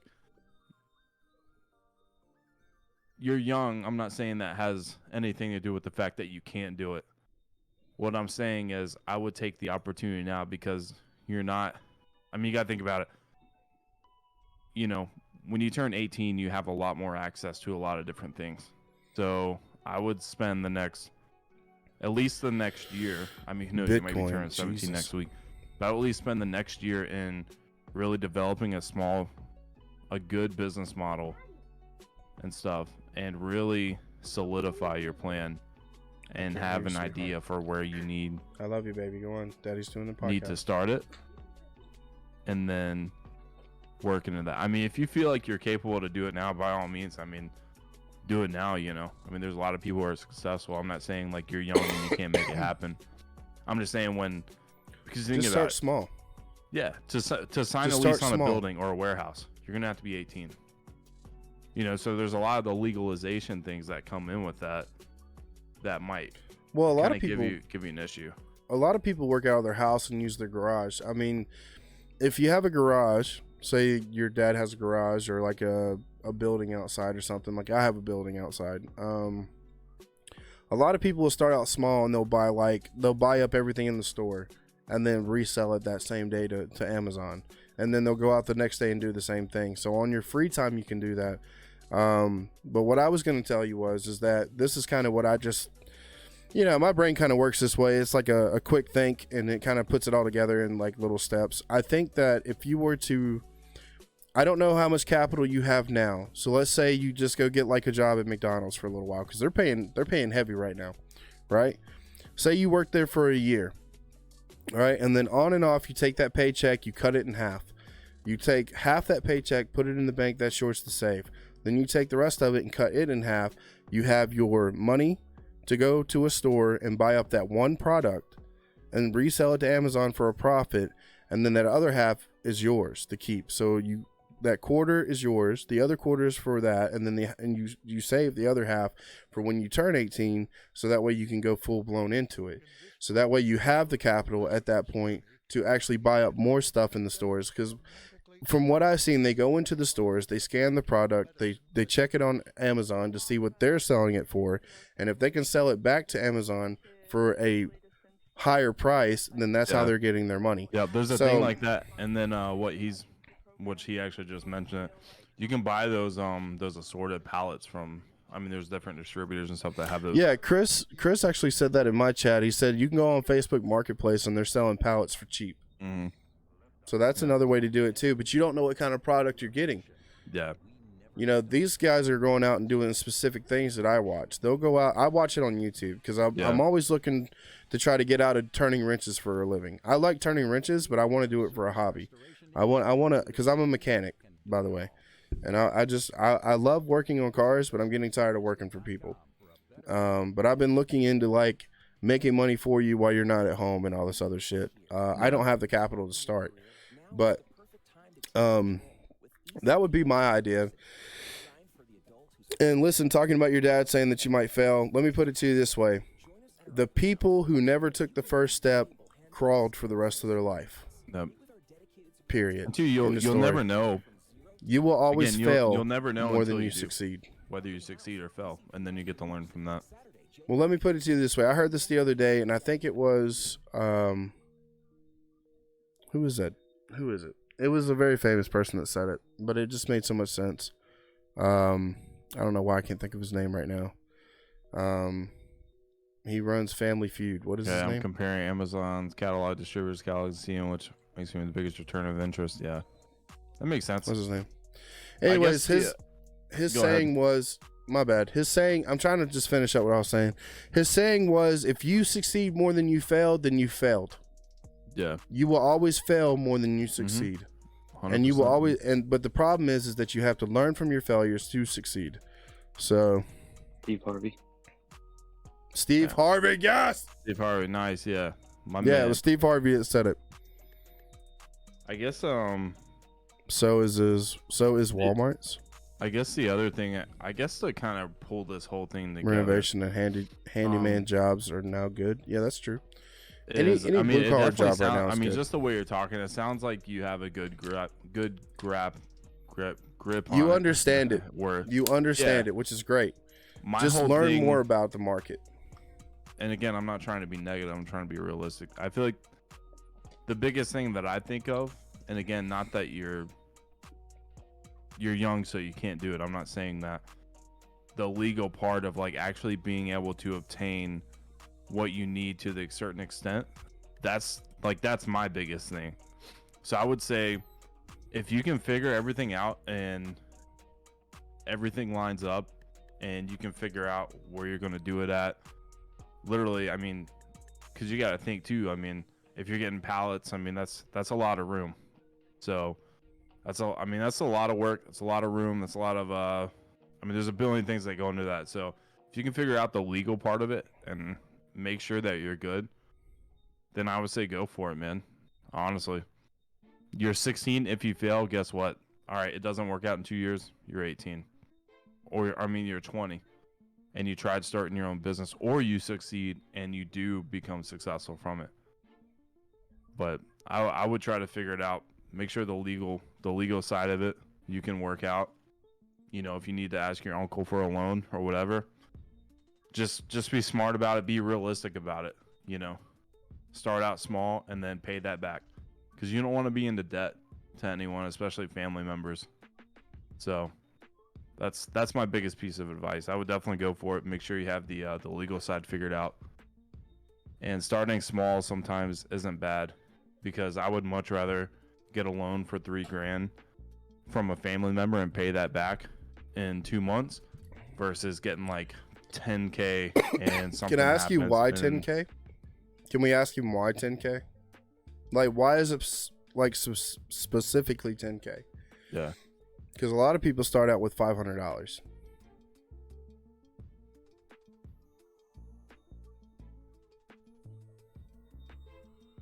Just wondering if there's just something very specific about it.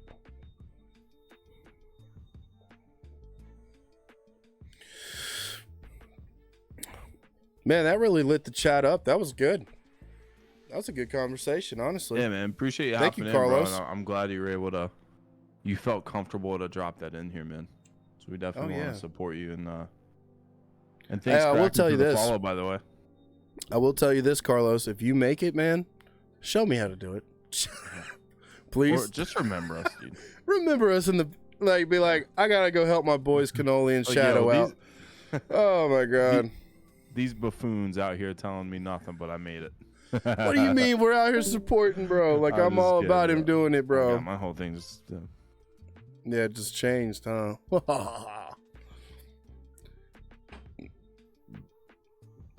That was really good, man. I love conversations like that with the chat, man. My chat was lighting up, talking.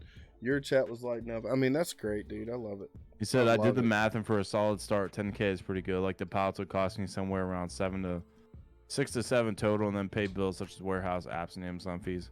Oh, definitely. I'll send you guys a nice check. We didn't mean it like that. I just meant like show me how to do it. Yeah, dude. Let me buy in. Man, like, I would just appreciate it.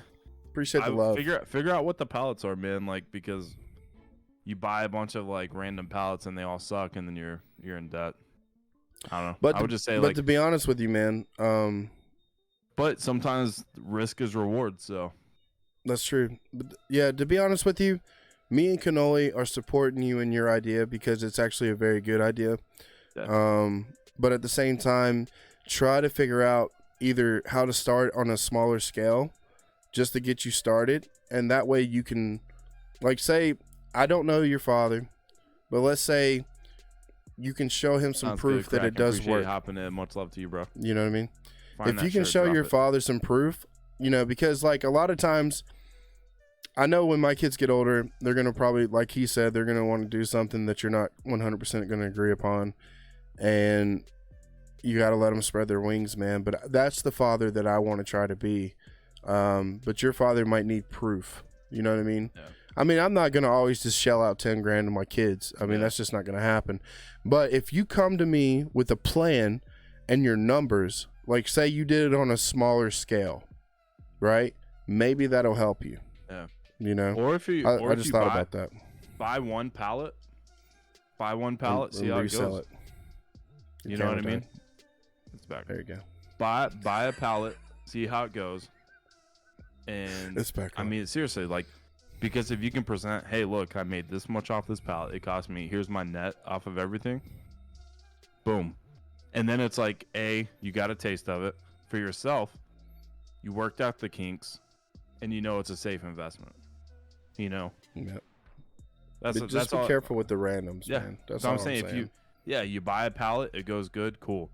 Or you buy that first pallet, and you're like, dang, okay, maybe this isn't the way I need to go about this. Still have the plan, but it's like, all right, my approach is going to be, all right, I'm actually going to go in, purchase stuff, and then resell it versus gambling on what the pallet's going to be.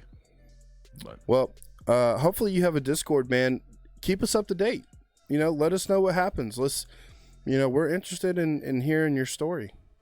You know, let's see what happens. You know, if you're able to do it on a smaller scale, or like he said, by the one pallet, or your dad actually gives you the money, just, join the Discord, man, and keep us updated, man. We are interested in your story. It's a good story. I have tools and apps that tell me results on all products. Yeah, I'm just saying, with those, I know a lot of those, they're just mixed random pallets. So that's the biggest thing. I know the, everything's there. Yeah. Wholesale inspectors. Yeah. I know everything's on the line. I'm just saying, like, with some of those random pallets, I mean, they're just, it's literally some of these distributors, they get crap that something was up with them or whatever. And then they take whatever, wrap it up with a bunch of random stuff, and then they send it out. So that's the biggest thing. But I say go for it, man. I would say the only thing I would say against what you've said is just maybe smart. Start smaller, just so you can work out the kinks a little quicker and figure out like what you're actually dealing with.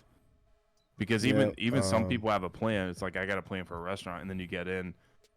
Your customers aren't what you thought they were going to be. People aren't spending the amount of money you thought they would, etc. I mean, your foot traffic. I mean, literally everything that goes into that. I'm only going to be buying one product, not random product pallets. Okay, I get what you're saying. You're going to buy one pallet of that same product. Yeah, but I don't think he's the seller on Amazon. He's just selling it to Amazon. So Amazon is the buyer. Yeah. So All right, yeah. I mean, it's kind of a win-win situation, man. But again, you still have to. You said you've done the research for a couple months. You've done more months. research on it than me. I mean, I'm just speaking on. I've done retail for like 12 years, so I'm just speaking kind of on like on Retail that side terms. of things. Yeah. So. Yeah. Well, I mean, it's But, like he's selling it to the supplier itself, so he's like Yeah. the manufacturer. Is what he's trying to. Yeah, Yeah. So he's man. just flipping the script on him. It's I basically would he's say flipping the go money. for it. Yeah, go for it, man. We support you 100%. You can figure that out. You're 16. By the time you get 18, you're freaking my boy, chilling. my chat says buy a nice faucet and sell it with an installation. It said it works. I was like, I don't know if he's trying to do that. I don't think he's trying to do labor. I think he's just trying to sell products. But that's a good suggestion, Snack. Yeah. That's kind of old school. That's something that me and you would do. Yeah, he's definitely figuring it out, man. I mean, finding the products that have the biggest ROIs. I mean, to know that there's a 16-year-old guy out there right now looking towards the future. No, he's out here freaking grinding, bro. He's literally dude. I mean, that's huge. I mean, that's amazing. There's 16-year-old dudes out here that still act like 12-year-olds, man. So big ups to you, man, for real. 100% support from Cannoli and Red Shadow. 100%. From the Late Night Snack Podcast. Every product on Amazon sold by the product. Yeah. Yeah, I mean, you got hella support. It's manufactured to distributor, consumer. What is it? I was saying like Amazon is a distributor. They're not a manufacturer. No, I'm saying he's becoming the manufacturer, selling it to the distributor. Yeah, basically, yeah. That's what I'm saying. He's buying it from manufacturer. That's what I'm saying. Distributor, yeah. Yeah, that's what I was saying. But no, I might have said it wrong, but that's what I was talking about. At the end of the day, dude, that's awesome that you're focusing on this and that you want to set yourself up for success. I mean, I'm 100% behind that. I mean, that's a huge. To be honest with you, like I said, my mind's just blown that you're 16 years old, looking at the bigger picture. Yeah. No, and the fact because that everybody wants know to look ROI at pieces and all this other stuff, man, that's freaking dope.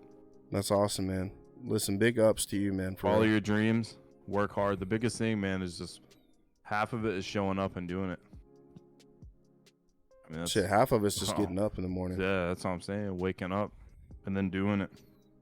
There's a lot of people that hope in one hand and shit in the other, bro, and their hand is full of shit. Man, I hope I shit in one.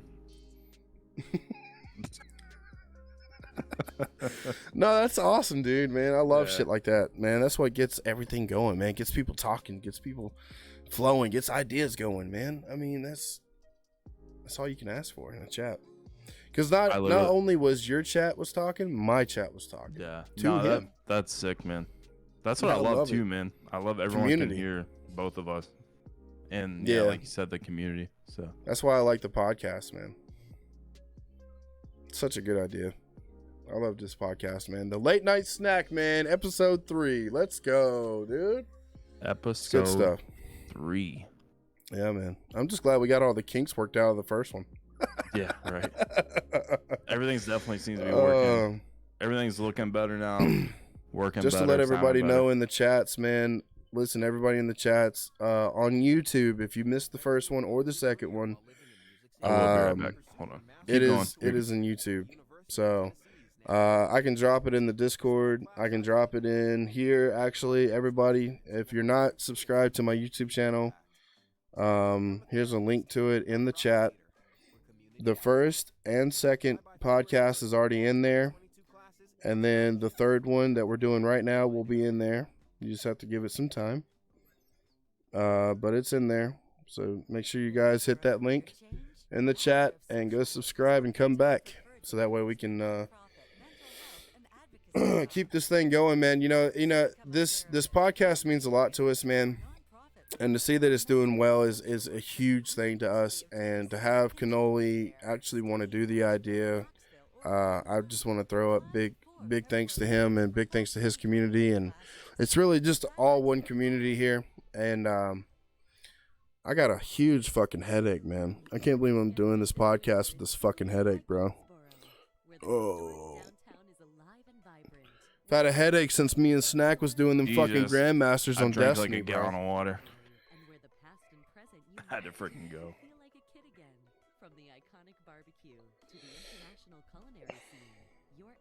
Cervezas? I don't know what that is, man. Is that medicine you was trying to tell me about? It's beer, bro. Cervezas is beer. Oh, I didn't drink any beer. Uno cerveza. I have Yeah, some. beer. I have some. Hey, man, you ain't got to tell me with my chest. No, I'm just playing. Yo, Fucking, yo, I don't put it in speak reverse, Spanish. Terry. I'm just fucking with you, man. Damn. I don't fucking know, man. I don't speak Spanish. I say You bad straight words got in off Spanish. the, Well, he asked the question, so. no. He said, "Thank you guys for being up and having this chat. You guys are great. Keep striving and never fall." Same to you, man. Yeah, We're man. glad Just you're here. don't forget about us, man. For real, in both meanings of it. Don't forget about us when you become a big wholesaler, and don't forget about us Yo, normally. when you take 'cause- over Jeff Bezos, don't forget about us. Yeah, well, when you assassinate Jeff Bezos, no, I'm just playing. Don't do that. Jesus Christ, I'm just kidding. bro. I'm kidding. You wouldn't make it way 10 to say feet. that on Twitch, pal. I don't care. He's not watching us. He said your ass on Jeff Bezos. That's what you said, right? What? What? I was trying to cover it up. Go with it, dude. I'm not going with it. I don't care. I said what I said. Jeff Bezos, man, I don't know if he's a bad guy or a good guy. I'm not really too sure. I'm not really too sure because he kind of stays to Oh wow, himself. you just got blocked. The Nice. heck? That's good. I don't care.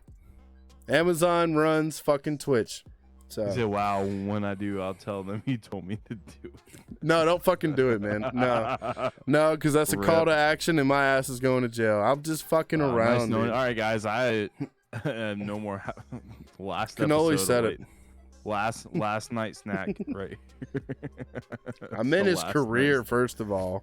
Uh, Assassinate his career, because if you take over for him, you pretty much took out his career.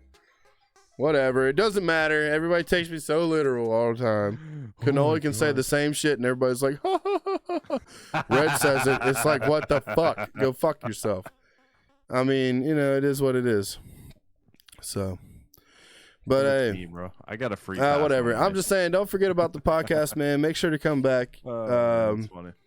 And or Yo, stick speaking of around. that, We still all got right, some stuff we're talking about. Chat on both ends. So we've kind of mentioned this before. It's something I really want to get going. How does everyone feel, A, about the logo, and B, would be interested in some late night snack merch? I know I would be. I'd buy it. Let us know in the chat. If you don't know what it looks like, I can show you.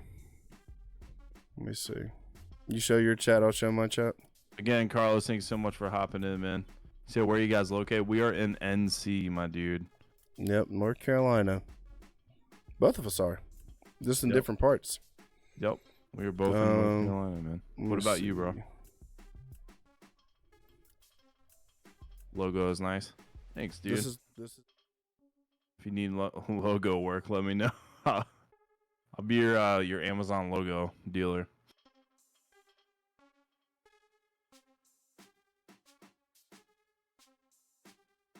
Oh, you pulling it up on your end? Oh, I'll pull yeah. it up on my end. Yeah, I'll do the same thing.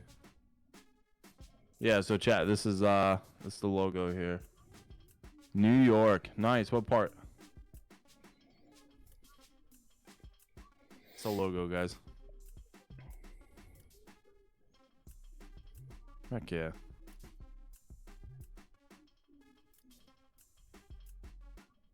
Dang, dude, I feel like that's a good. I feel like to continue. I feel like episode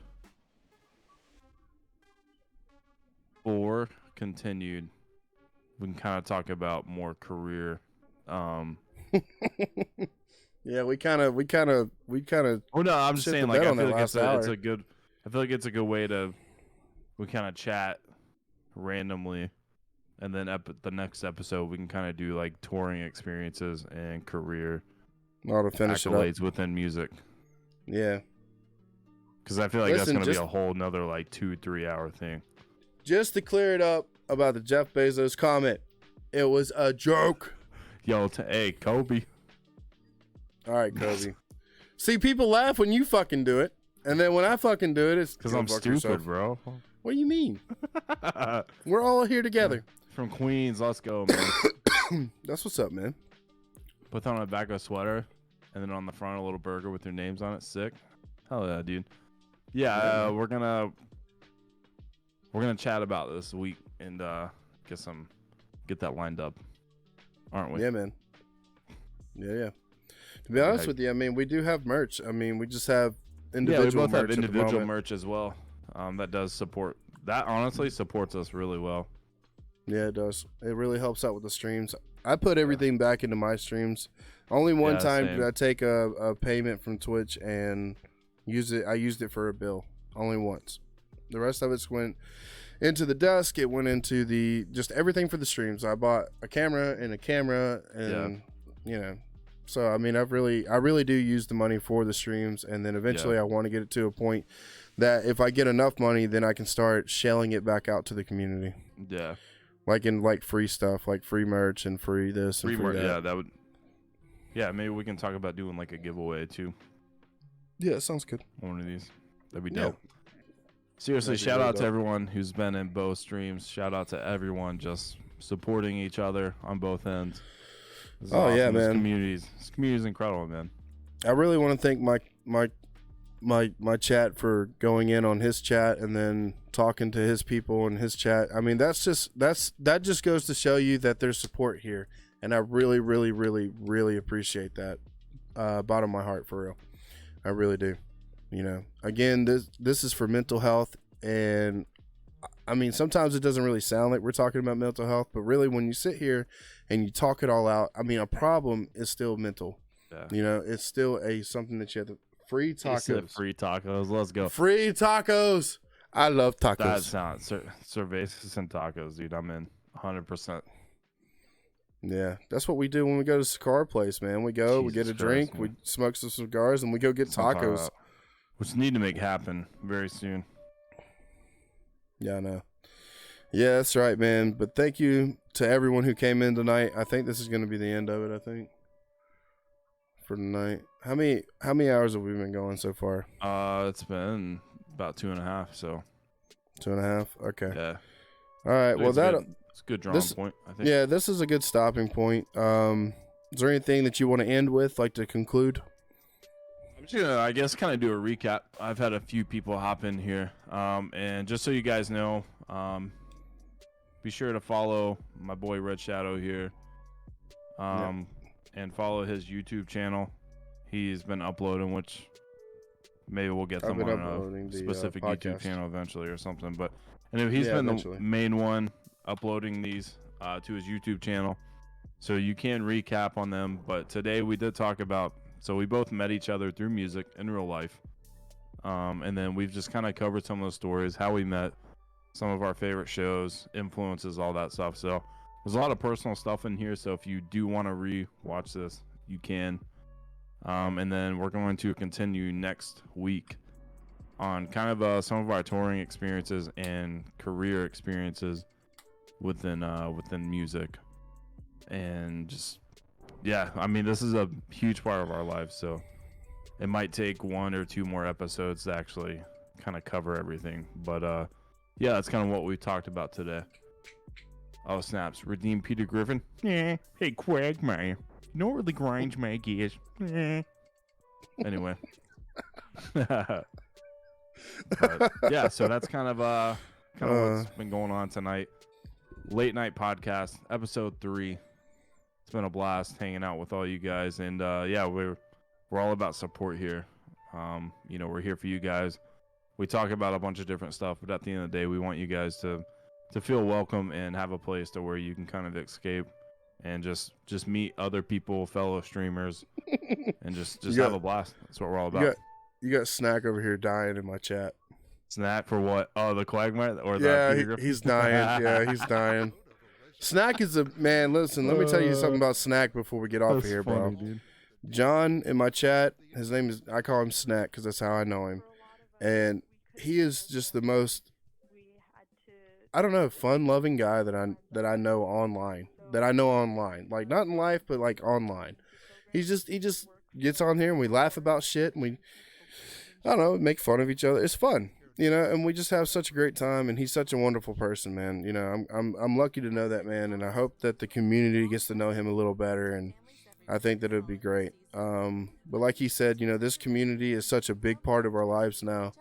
And, I'm making sure that I'm checking the Discord at least once a day, if not multiple times a day. And make sure you join the Discord. Make sure you join Cannoli's Discord because he's got the Late Night Snack Podcast question and answering part. So if you want something that you want us to talk about, weigh in on, have a question or a subject that you want us to talk about, put it in there, man, and we'll talk about it. I promise. Yep, there it is. That's your Discord, right? Yep, that's the link right there. Yep. So that's Cannoli's Discord link. Make sure to hit that in my chat. And yeah, man, I really enjoy these podcasts because we really get to sit down with the viewers and have a conversation. And the fact that Carlos came in today, first time viewer, had a question. We talked about it for almost an hour. Yeah, yeah, that's dope. That's awesome. And it just goes to show you that we are here for you guys, regardless of who's watching right now and who watches throughout the week or whoever's watching on YouTube, because these are going on YouTube. Yep. If you guys are watching this on YouTube, make sure to come into the streams, man. Come into the lives. We're here. We're gonna make it happen. We're gonna talk. We're doing it anyways. Why not fucking broadcast the shit? Yeah, right. For sure, dude. But anyways, it's always fun, Cannoli. I appreciate everything, man. Yeah, for man. sure. And thanks for having my back, man. Yeah, always, bro. In these streams. And I hope you know that I have your back. Yeah, dude. No, I know that 100%. And I think that's one of the strong suits about, it's weird saying my community, your community. I mean, this is kind of our community that we've made this to. And I just say ours now, man. yeah, I don't even say, dude. And that's the cool thing is it's like the foundation of you and I having each other's back is, I think that's what helps us, thrive within this and, are great with our community and have such a great, support system is because, it starts right here, and this wouldn't be possible if it wasn't for anyone out there. So yeah, 100%. 100%. He all said, right, well, when you all stream, yeah, I'm about to announce that actually. Go ahead, you first. I always do mine the same way every time. I definitely do the podcast. I started a new job, so I'm kind of working that out. But I definitely try to do twice a week, sometimes 3, sometimes 4. So it just depends. But I'm in a transition period right now. I'm trying to figure everything out. But podcast is definitely an every Sunday thing. But again, in the Discord, you can always message me. You can always message Shadow. You can reach out to us personally, whatever. So we always do accessible. Announce it. We do always announce it in the Discord as well. I announce it on the Twitter, Discord, and Facebook. Yeah. But, all right, so now I'm going to do mine. So I stream every Saturday, every Sunday. Used to be Sunday at 9 o'clock. Now it's 8 o'clock for the podcast, man. So every Sunday we're going to be doing this podcast about 8 o'clock, 8:30. But I do stream every Saturday at 9 o'clock till about 12. I'll do anything from Warzone to Destiny. And then I'm streaming on Wednesdays, every Wednesday from 8 o'clock till, so it's been 11 o'clock now, but it used to be 10. So let me recap that one more time. Every Wednesday, 8 to 11-ish, every Saturday, 9 to 12-ish. And, podcasts are on Sunday from 8 o'clock or 8:30 till whenever we run out of shit to talk about. So one little side note, if I'm not streaming, 85% of the time I'm still in the party with Shadow or playing a game with him. So that's true. Yeah. I just stream constantly. I'm just a fucking stuff. But I'm working on getting back to a full-time schedule with it. So yeah, I have a set schedule, and that's why I stream my days. Wednesday just now got thrown in there not too long ago, so yeah, it was every weekend. But anyways, we appreciate you guys. Thanks a lot. If you enjoyed it, make sure to tell a friend, show a friend. Support is real. Make sure to tell somebody you love them, and make sure that your mental is good, because if your mind ain't right, your life ain't right. And always remember, tomorrow will be better. And even if you wake up tomorrow and it's shit, just know to tell yourself that it's going to be better tomorrow. Yeah. So always tell yourself that, and eventually it'll be sunshine and rainbows. I guarantee it. So we love you guys. Biddies, Carlos, much love to you, man. Oh yeah, dude. Celebrate. Woo. Much love to everyone. Seriously. Yeah, much love to everybody. everyone in here. But I'm into my stream. He's in his. I'm gonna go ahead and send my stream to another streamer. Be I'm sure gonna to do the same thing. send some love, and I will catch you guys next time. Yeah, we appreciate you guys. I'm gonna send mine off as well. Bye, chat.